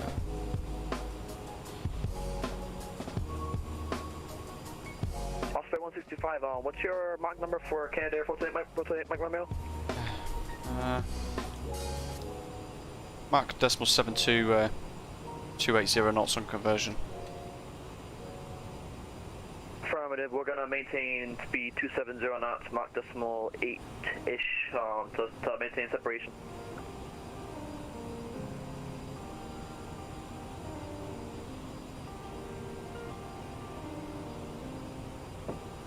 Paul, yeah, no worries, that's good.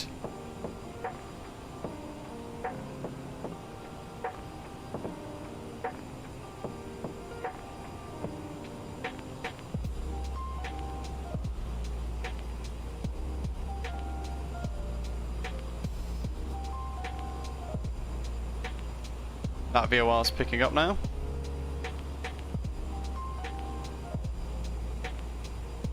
And we've hit top of descent, and you can see that we're just below the snowflake, so we're on profile nicely. Mike Romeo, speed is now 270 knots, Mach decimal 725.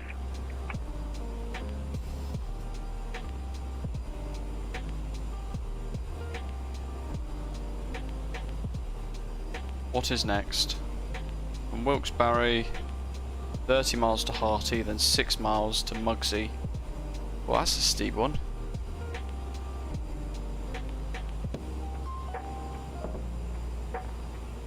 So 18,000 feet down to 6,000 feet in 36 miles. Gonna be interesting.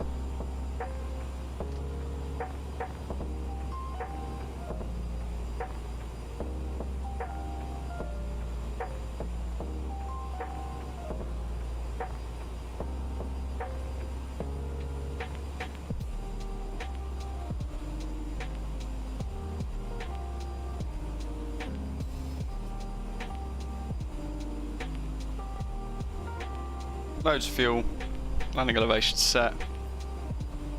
Seatbelt signs and things are on auto. That speed's crept away from us a bit, so that needs to go back down a little bit with the throttle.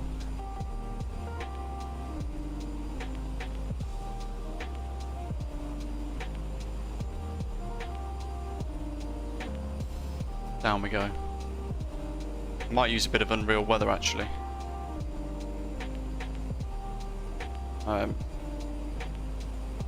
Although, METAR wise, it's not looking too bad. Match check, not sure actually. I'll probably do one this week at some point. There's the other two guys.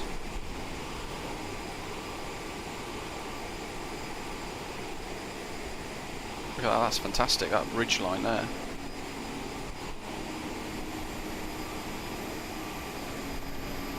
Wow.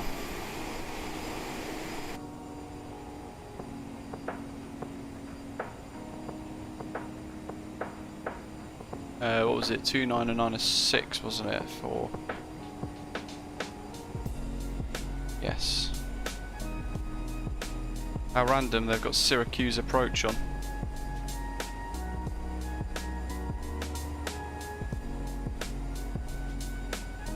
TCAS is pinging up, so Dylan's getting a bit too close.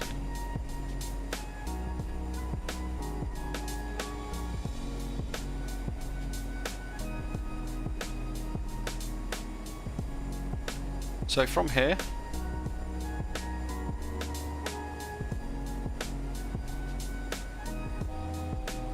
there we go, altitude capture. So just bringing that throttle up a little bit.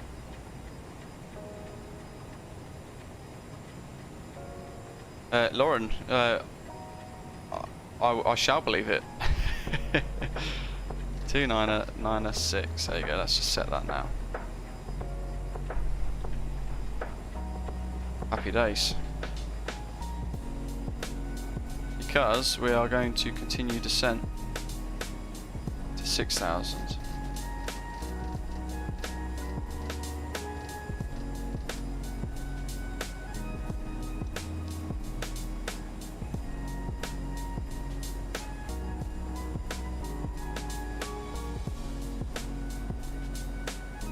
Mugsy, 1900 foot per minute. That'll do. Teterboro traffic, Osprey 165, CRJ550 passing Wilkes-Barre, descending through flight level 180 for 6,000 on a Wilkes-Barre 4 arrival, expecting ILS runway 19 approach, Teterboro traffic.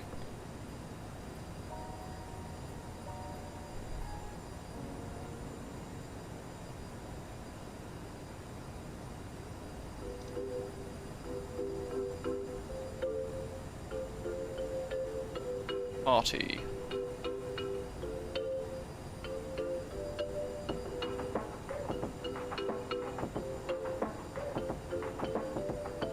Yeah, it's a shame they're not doing Teterboro, to be honest. That'd be great. So with our rate of descent, you can see there we're gonna make Mugsy actually bang on 6,000 just before it. So happy with that.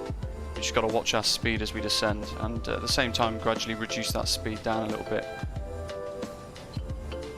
So let's do 2,100, 2,200 foot per minute. Just see what happens when that stabilizes. Then we have a bit of leeway to kill the descent, the rate of descent ever so slightly before we get down to 10,000. So we can reduce speed to 250 knots then.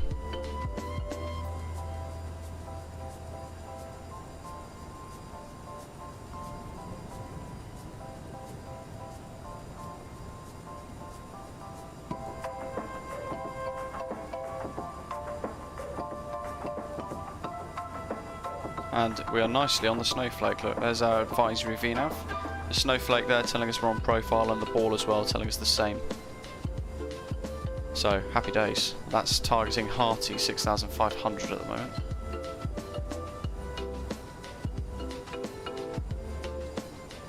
What else do we need to worry about? So, set, feels good, TCAS, yeah. Happy days, and we've gone through the approach briefing and the MDA set, flight attendants advised, passenger signs are on, thrust reversers, armed, and we'll do landing gear, slats, flaps, etc. in a little while. We've armed them a little bit early, but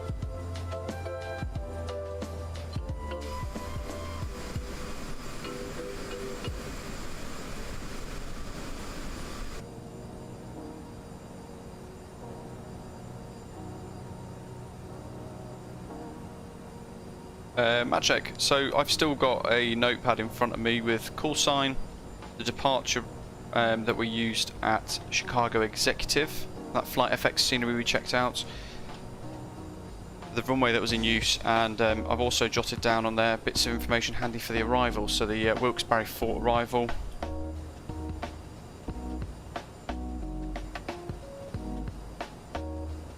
ILS will runway 19.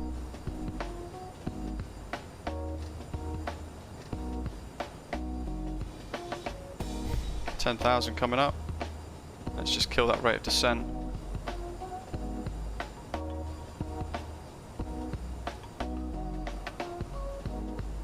Elon Pilot, hello, welcome. Paul, you could be inbound quite happily now, I think. Managed separation with us all, of course, but oh, in fact, yep, he's ahead ever so slightly somewhere. That's awesome. Perfectly timed. And look at that for timing as well. Passing 10,000 and boom, 250 knots. That's all good.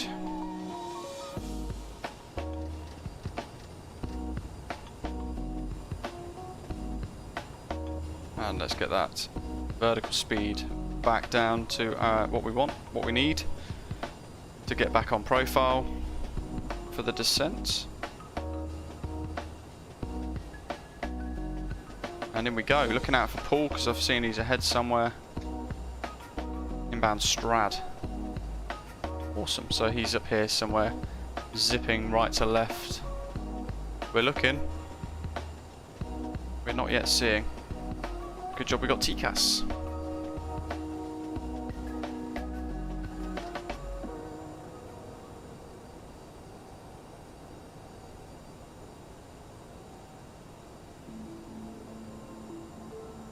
We're on this quite nicely actually, I think, this profile. Happy with this. What's next? So Hearty, Mugsy. We want to change, we want Sparta, so 1157. Let's just check the approach plates a second. Let's have a look. Exam, that's an RNAV hold. Sax 1157, yeah, so radio. 110.15, that's the ILS. And 115.7 in there for the VOR. Legs.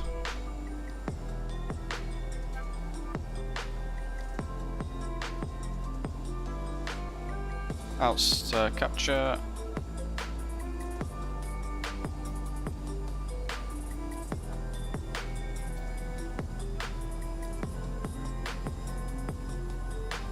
Teterboro traffic, Osprey 165, passing Hearty 6,300 feet, speed 250 knots.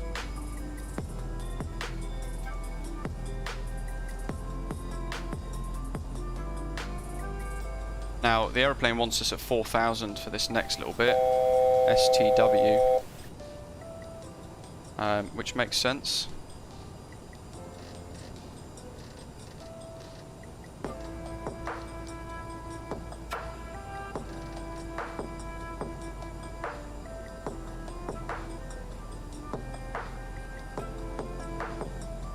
But we'll do 600 foot per minute.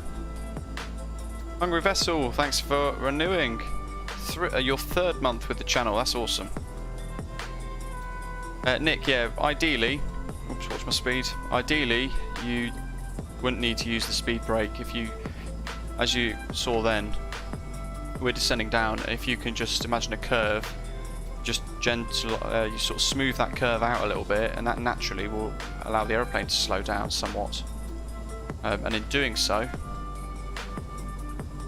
you don't need to use speed brake. Which is quite a harsh intervention if you think about it.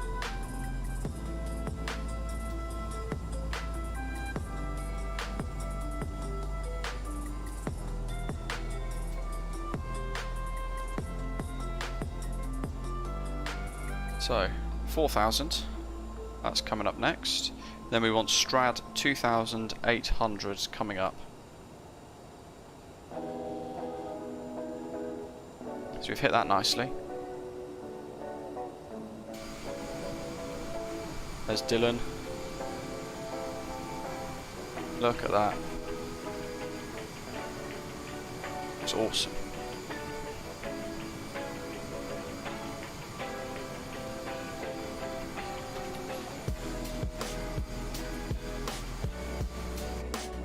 By far my favourite aeroplane in the sim.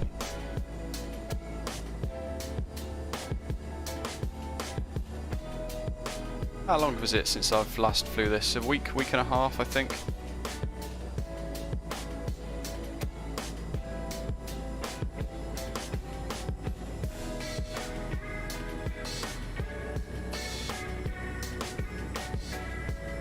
Get that speed sorted. There we go.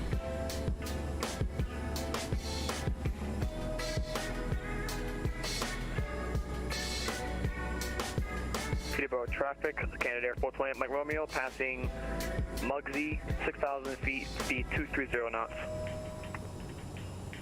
Okay, so he's on CRJ550. 230 knots. Expecting Let's the really sync that. ILS runway 19er by the 2,000. hold on a second for the arrival. 800 feet over West Milford.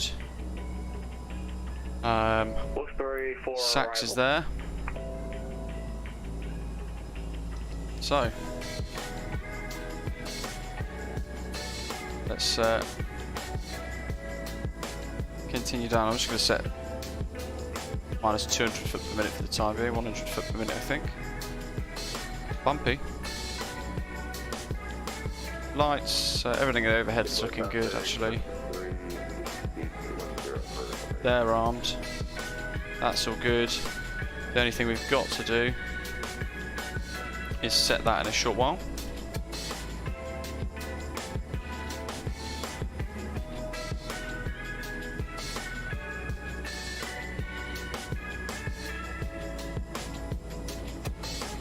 $18 miles to Strad. We can get away with about 10 miles I think for that, but we're going to need to start slowing down a bit further in a second. So from Strad 5, 10, 15 miles to approach. Abdul, so it's just included. So we can see contrails of other aircraft because they have contrails within this sim. This looks fantastic.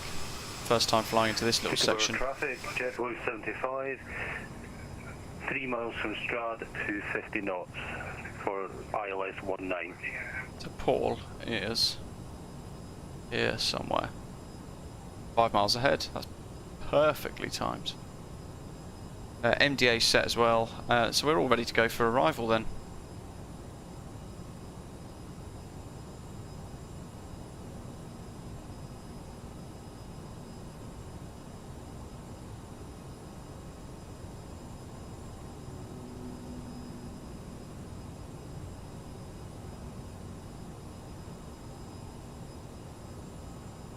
Don't need to worry about music now, do we? We can enjoy the sounds of the CRJ.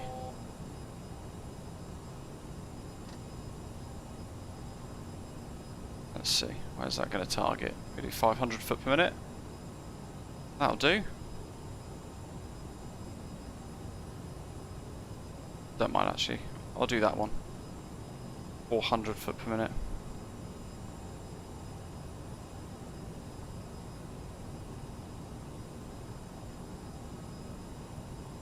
So Teterboro coming up, and this has got we've got the Dreamflight's Payware scenery for Microsoft Flight Simulator to check out today.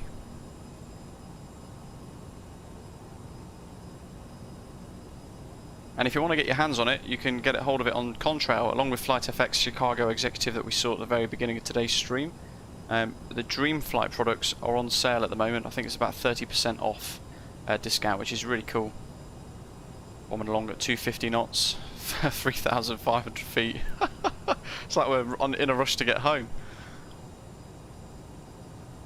And this is why I didn't want to descend too quickly.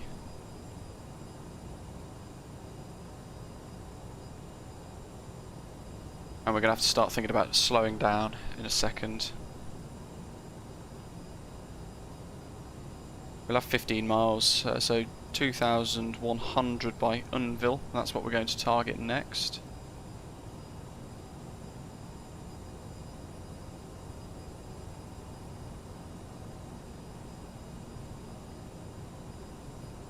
Look at this. Wonderful. Great bit of scenery.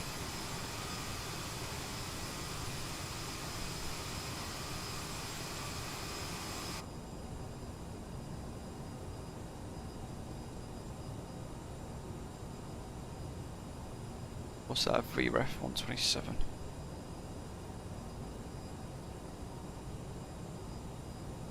So 132 for approach. That looks like an awesome place to live. Teterboro traffic, JetBlue 75, leaving TCAS. Nippy 220 knots. Right, so let's slow down because we're going to come into conflict otherwise with Paul. So I'm going to slow down to 190. Teterboro traffic, Osprey 165, passing Strad, inbound ILS runway 19, number 2 in sequence, and reduce speed to 200 knots. Correction, 190 knots, Teterboro traffic.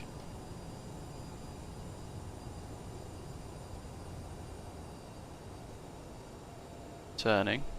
Teterboro traffic, Canada Air 428 Mike Romeo. 8 miles from Strad, we're going to reduce speed to 200 knots, passing 4,500. Probably going to have to match me at 190 if you can. Interesting, it lost a bit of altitude there. 2,100.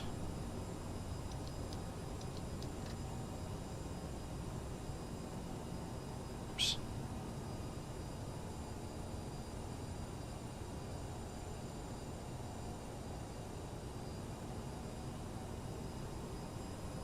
Terrain.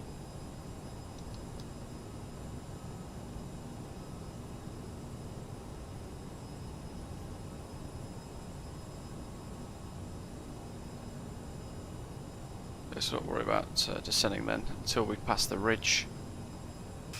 Or a little low. This is where having ATC would be ideal because we would then get Teterboro ground 1219 online. Kevin Hope. ILS runway 6 approach in use.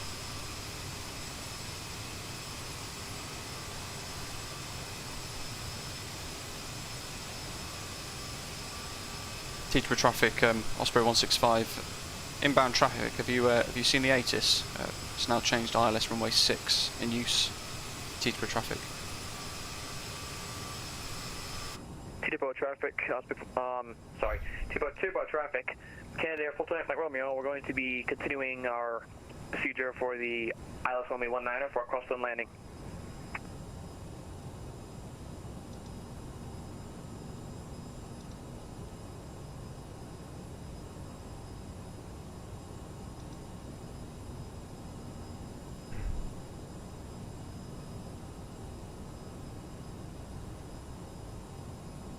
Ready, check.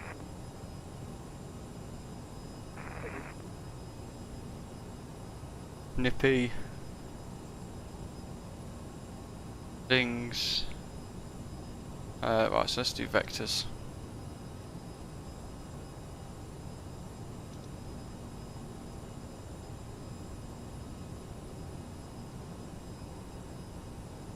Teterboro traffic, JetBlue 75, ILS 196 miles. Oh, I'm just gonna have to. We're gonna have to stick with it. Otherwise, we're gonna bugger everybody else up. We'll take the crosswind. It's only variable 4 knots.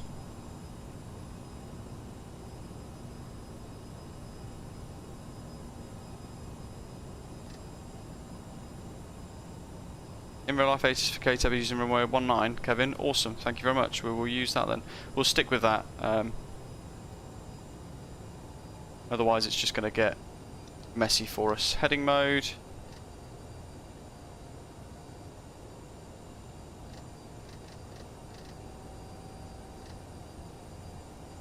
Oh, but that's interesting.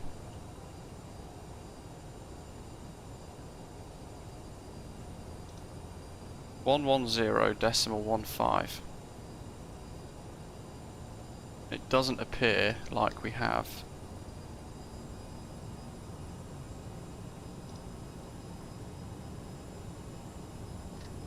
There we go, my fault.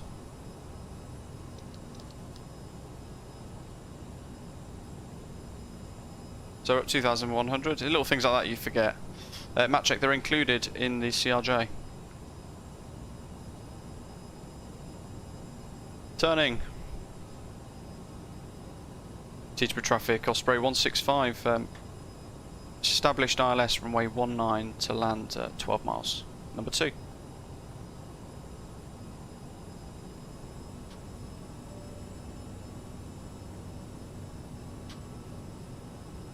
Woof. This is going to be tight. Teterboro ground 1219, let's get that tuned, ready to go.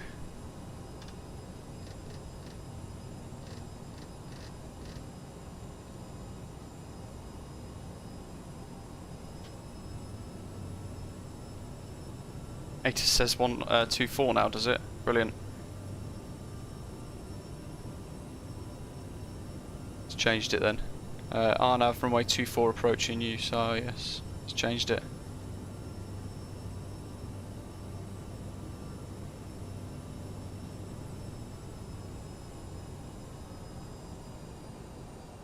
Start to reduce now. Otherwise we're going to end up hitting Paul. We don't want that, naturally. So let's set our V speeds. Get the control yoke back up again. I think we are pretty much at about 3-ish miles.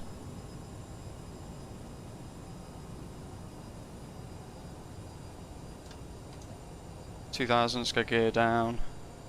Teterboro traffic, Canada Air Force 28 Mike Romeo, passing Nippy at speed 180 knots, 3,800. 3,000 set for go around as well. There's New York rendering in the distance. Number 3 in traffic. Can't see where Paul's gone. He's on the runway. Yeah, the Luke Airtool's fantastic, guys. So if you haven't got that, I really recommend downloading that on flightsim.to for free.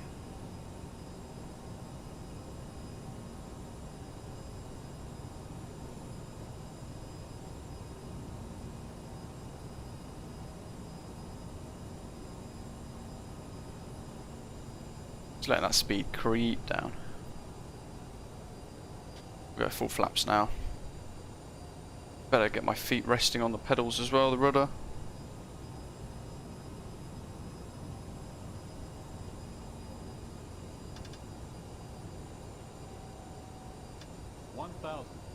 Just ignore that. So, my controls. Let that speed creep down to, oops, approach speed. We don't want that. We want 137. So let's fight to get that back again. Teterboro traffic, Canada Air Force Mike Romeo, established ILS runway 19er. 3,300, number 3 for landing, reduce the speed to 170 knots until 10 miles final.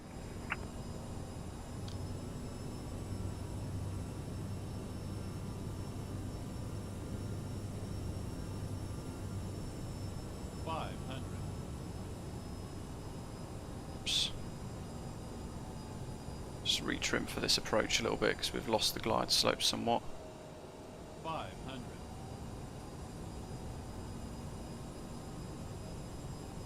400.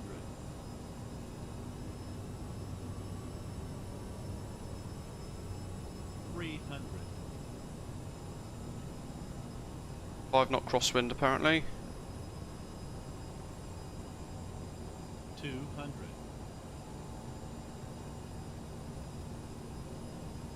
Sync rate. Shush. 100. 50. 40. 30. 20. 10.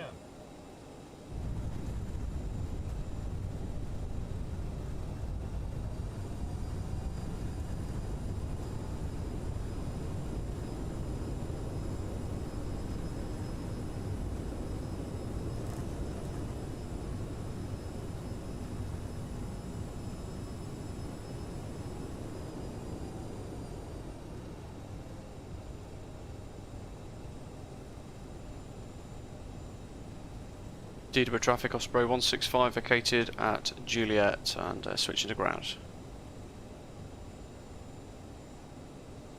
Teterboro traffic, Canada Air Force Mike Romeo, 5 miles final, runway 19er.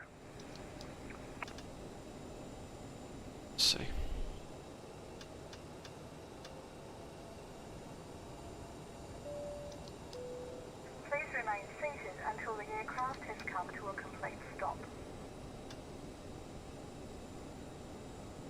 Seemed a little bit bumpy there on approach for me. Let's see here. Big old sharp right turn.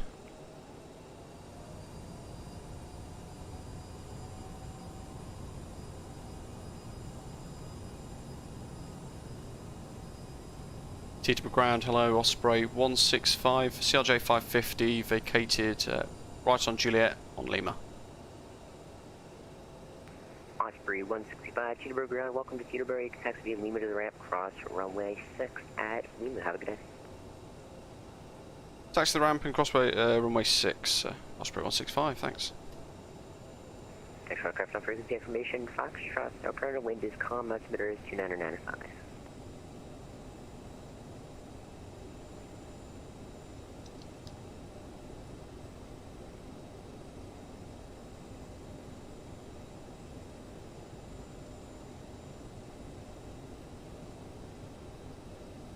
Centuria, brilliant. Drop a little text spiel then when you're on finals.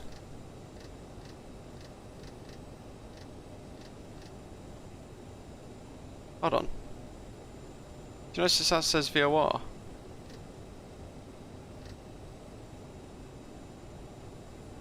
Maybe that's just... I don't know. We'll go with it.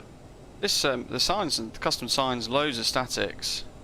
We're gonna have a good explore of this when we get to it, guys.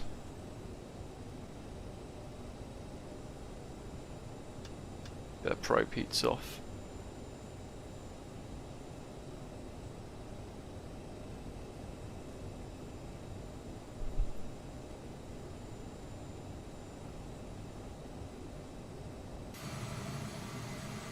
Let's get them flaps retracted as well in a second.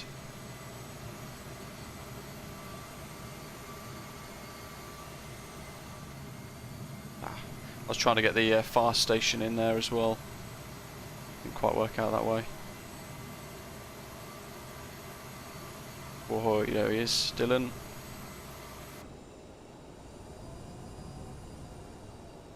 It's finals now, awesome. I shall hold short then. Right, chop chop.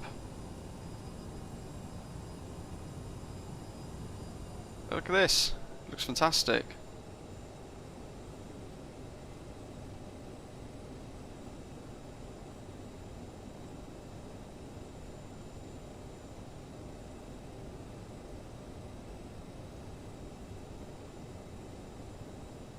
Runway 24's over there, so we should see some lights.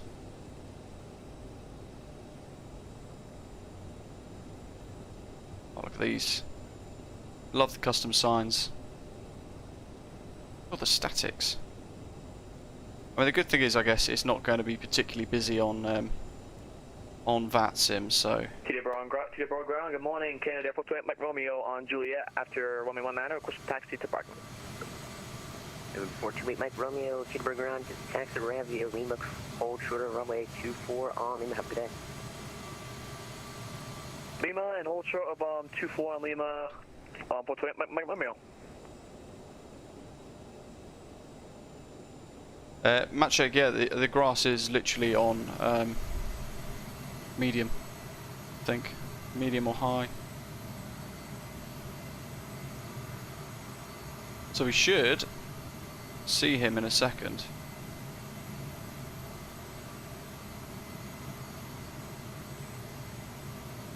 He's in a 737, of course, but I think we're going to see him as an Asobo blob. Ah, there's the lights.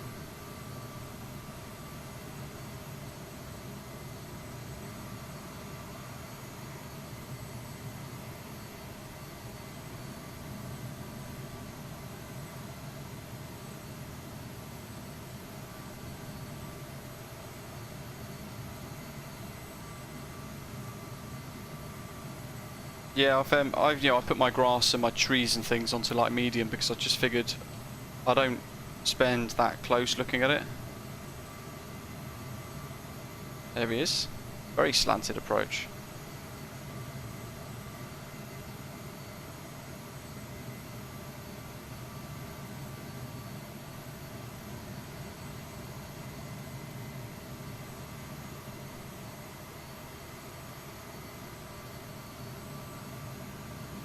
It is actually, to be fair, yeah, I can see that.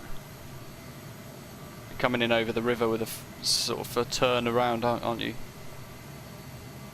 Looks like a good approach. Thomas, yeah, no time for that today, sadly. We're going to have a good explore around the scenery once we park up and shut down, though.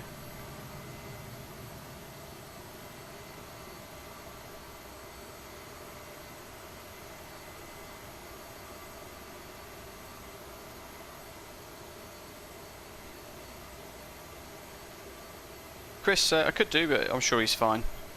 He's if he zooms out on his radar enough, he'll have seen, of course, that there's one on finals.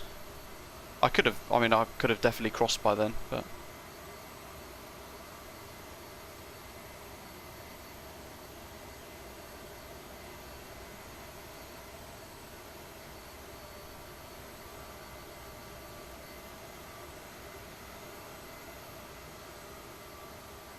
you guys know I like to watch everybody land, if I can. Here comes Centurio in his 737 business jet.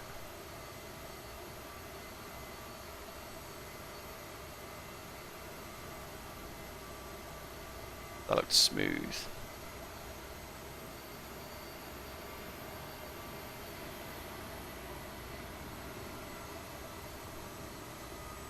I have to park somewhere where there's a gap. I'm not quite sure where Paul's gone. He's here somewhere. Right, let's get across.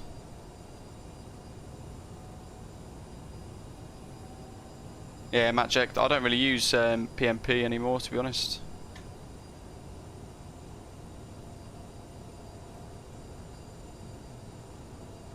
And I've never been a fan of FSX ports.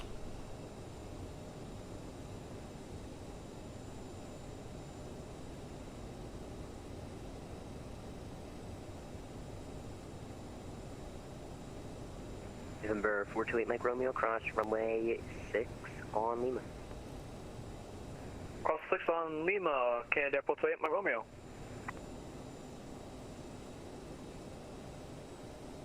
Where should we park, folks? Over there somewhere, I think, where there's a gap. No idea where that gap is going to be. Teterboro ground, Justice 3, requesting a taxi to the U.S. Customs. Justice 3, Teterboro ground, you can taxi via Quebec, Lima, cross runway 24 at Lima. Have a good day. Quebec, Lima, cross 24 left at, or 24 at Lima. So we're going to head in here. Have a great day. No idea where Paul's gone amidst all this. Unless that's Paul.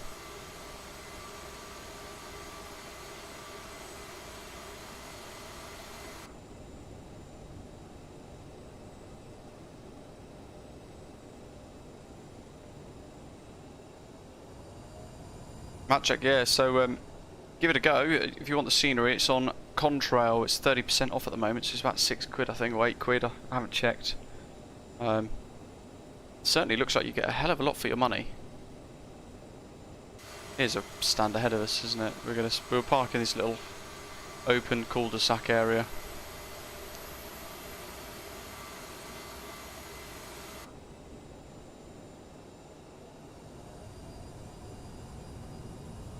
Ah, Paul, awesome. I assumed that was you, because I'm guessing you don't have the scenery with that being in the way, of course. But I'll park somewhere here.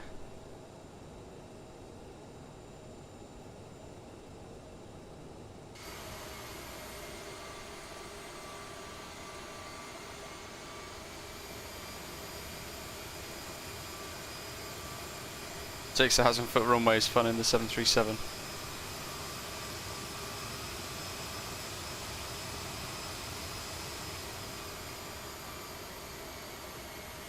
That'll probably do us, won't it?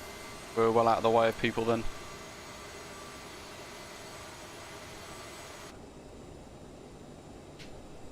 Let's get rid of those. Teterboro ground, hello. Osprey 5563, vacated runway 19 at Juliet. Osprey 5563, Teterboro ground, taxi to the ramp via Lima, cross runway 24 at Lima. Have a good day. Taxi taxi Dreamflight Lima, cross runway It's Philip. 24 at Lima. Osprey 553, thanks. Ladies and gentlemen, the door is open. Please make your way to the exit and please make sure you have all your personal items and... There we go. Steps down. Got the old chocks out as well.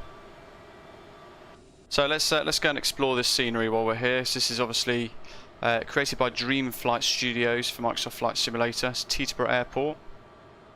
It looks like they've done some of the landside areas as well, which is quite nice. Some of the hotels and things.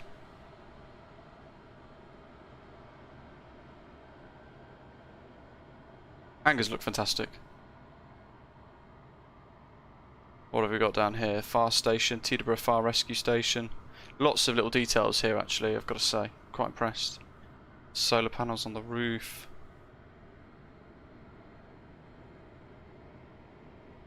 Loads of private jets, good grief.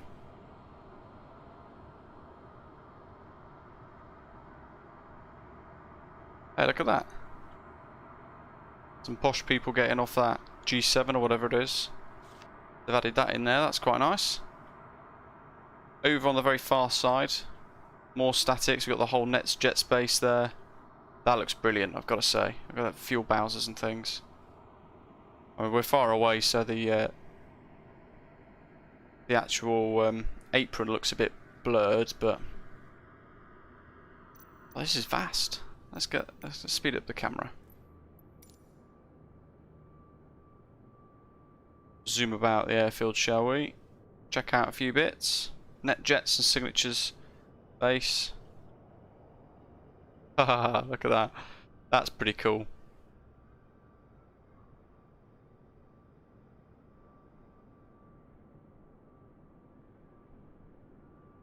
And then we've got all the fuel areas there.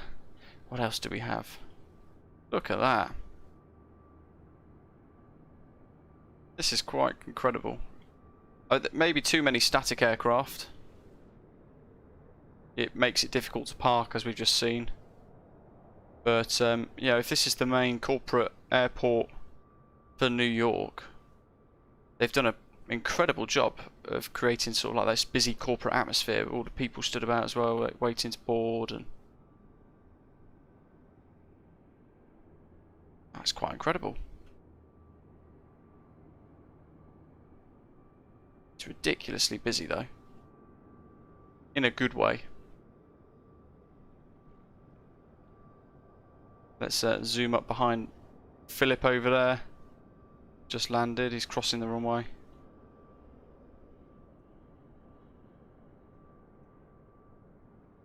Centurio's off to customs. If you want to get your hands on this, the link for both FlightFX's Chicago Executive and also Teterboro, where we're at the moment. Let's zoom around and have a look at this section. They're all the links to both of these are in the description for today's live stream. There we go, look at this. FlexJet Center as well. More people outside the terminal waiting.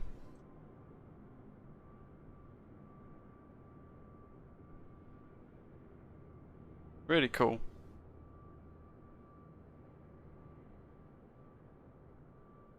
Love these. This is at Chicago as well, this sort of like weird tiled surface. Very much a fan of that.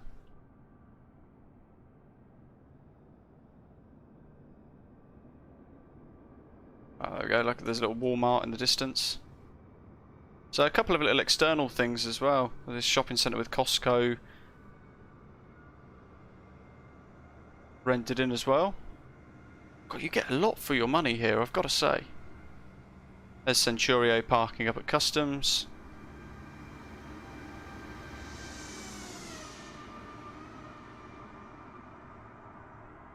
Oh, look at that, there's a Osprey A32NX. Just spawned in. The frequent flyer livery. There's the two of us, ourselves and Dylan. Centurio back there, and there's Philip parking up as well. Looking awesome. Beautiful scenery, just maybe a splash too many statics dotted around. It'd be nice to have some dedicated areas where you could quite easily find places to park. Match X landing. You landing on VATSIM?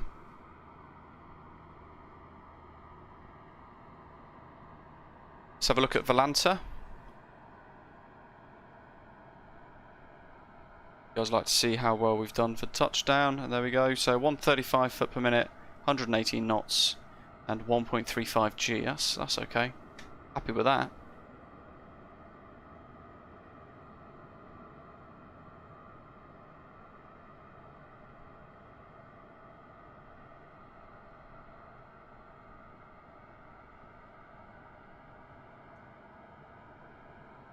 And Philip's just parking up there. Ah, Paul, makes sense. Awesome. Thanks to the controller for logging on and giving us a little bit of ground coverage as well. Hope you've enjoyed having a little bit of traffic into Teterboro. And thanks to everybody for tuning in and watching along, as well as Centurio, Dylan, Paul and Philip for flying along as well. Additionally, thanks to Nick for your kind donation at the start of the stream a couple of hours ago. Really kind comment, and very generous, of course, to tip as well. If you guys are watching for the first time and you're not already done so, then do consider clicking that subscribe button down below. Give us a like before you head off as well, and be sure to join us over the weekend. So Friday, Saturday, potentially Sunday as well. Looking out for some more live streams on the channel, including a little bit more CRJ stuff too. Hope you've all enjoyed it. Let me know what you think in the live chat or in the comments if you're watching this post stream. Be sure to check out both the sceneries shown today via Contrail. Ah, Kevin, there you go. Thank you very much. And if you want to get your hands on this Teterboro scenery for MSFS, then absolutely now is probably the best time to do it. It's 30% off on Contrail and Orbex and is it Flightbeam as well. So there we go. Great little flight, really enjoyable, and I hope to see you all tune in again on Friday. Take care, and as always, thanks for watching.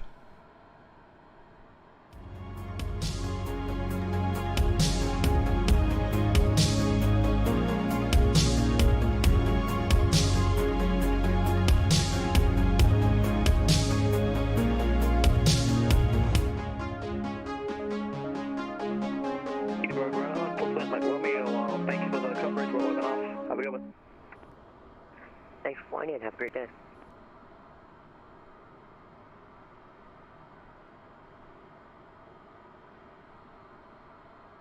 Thanks to you too.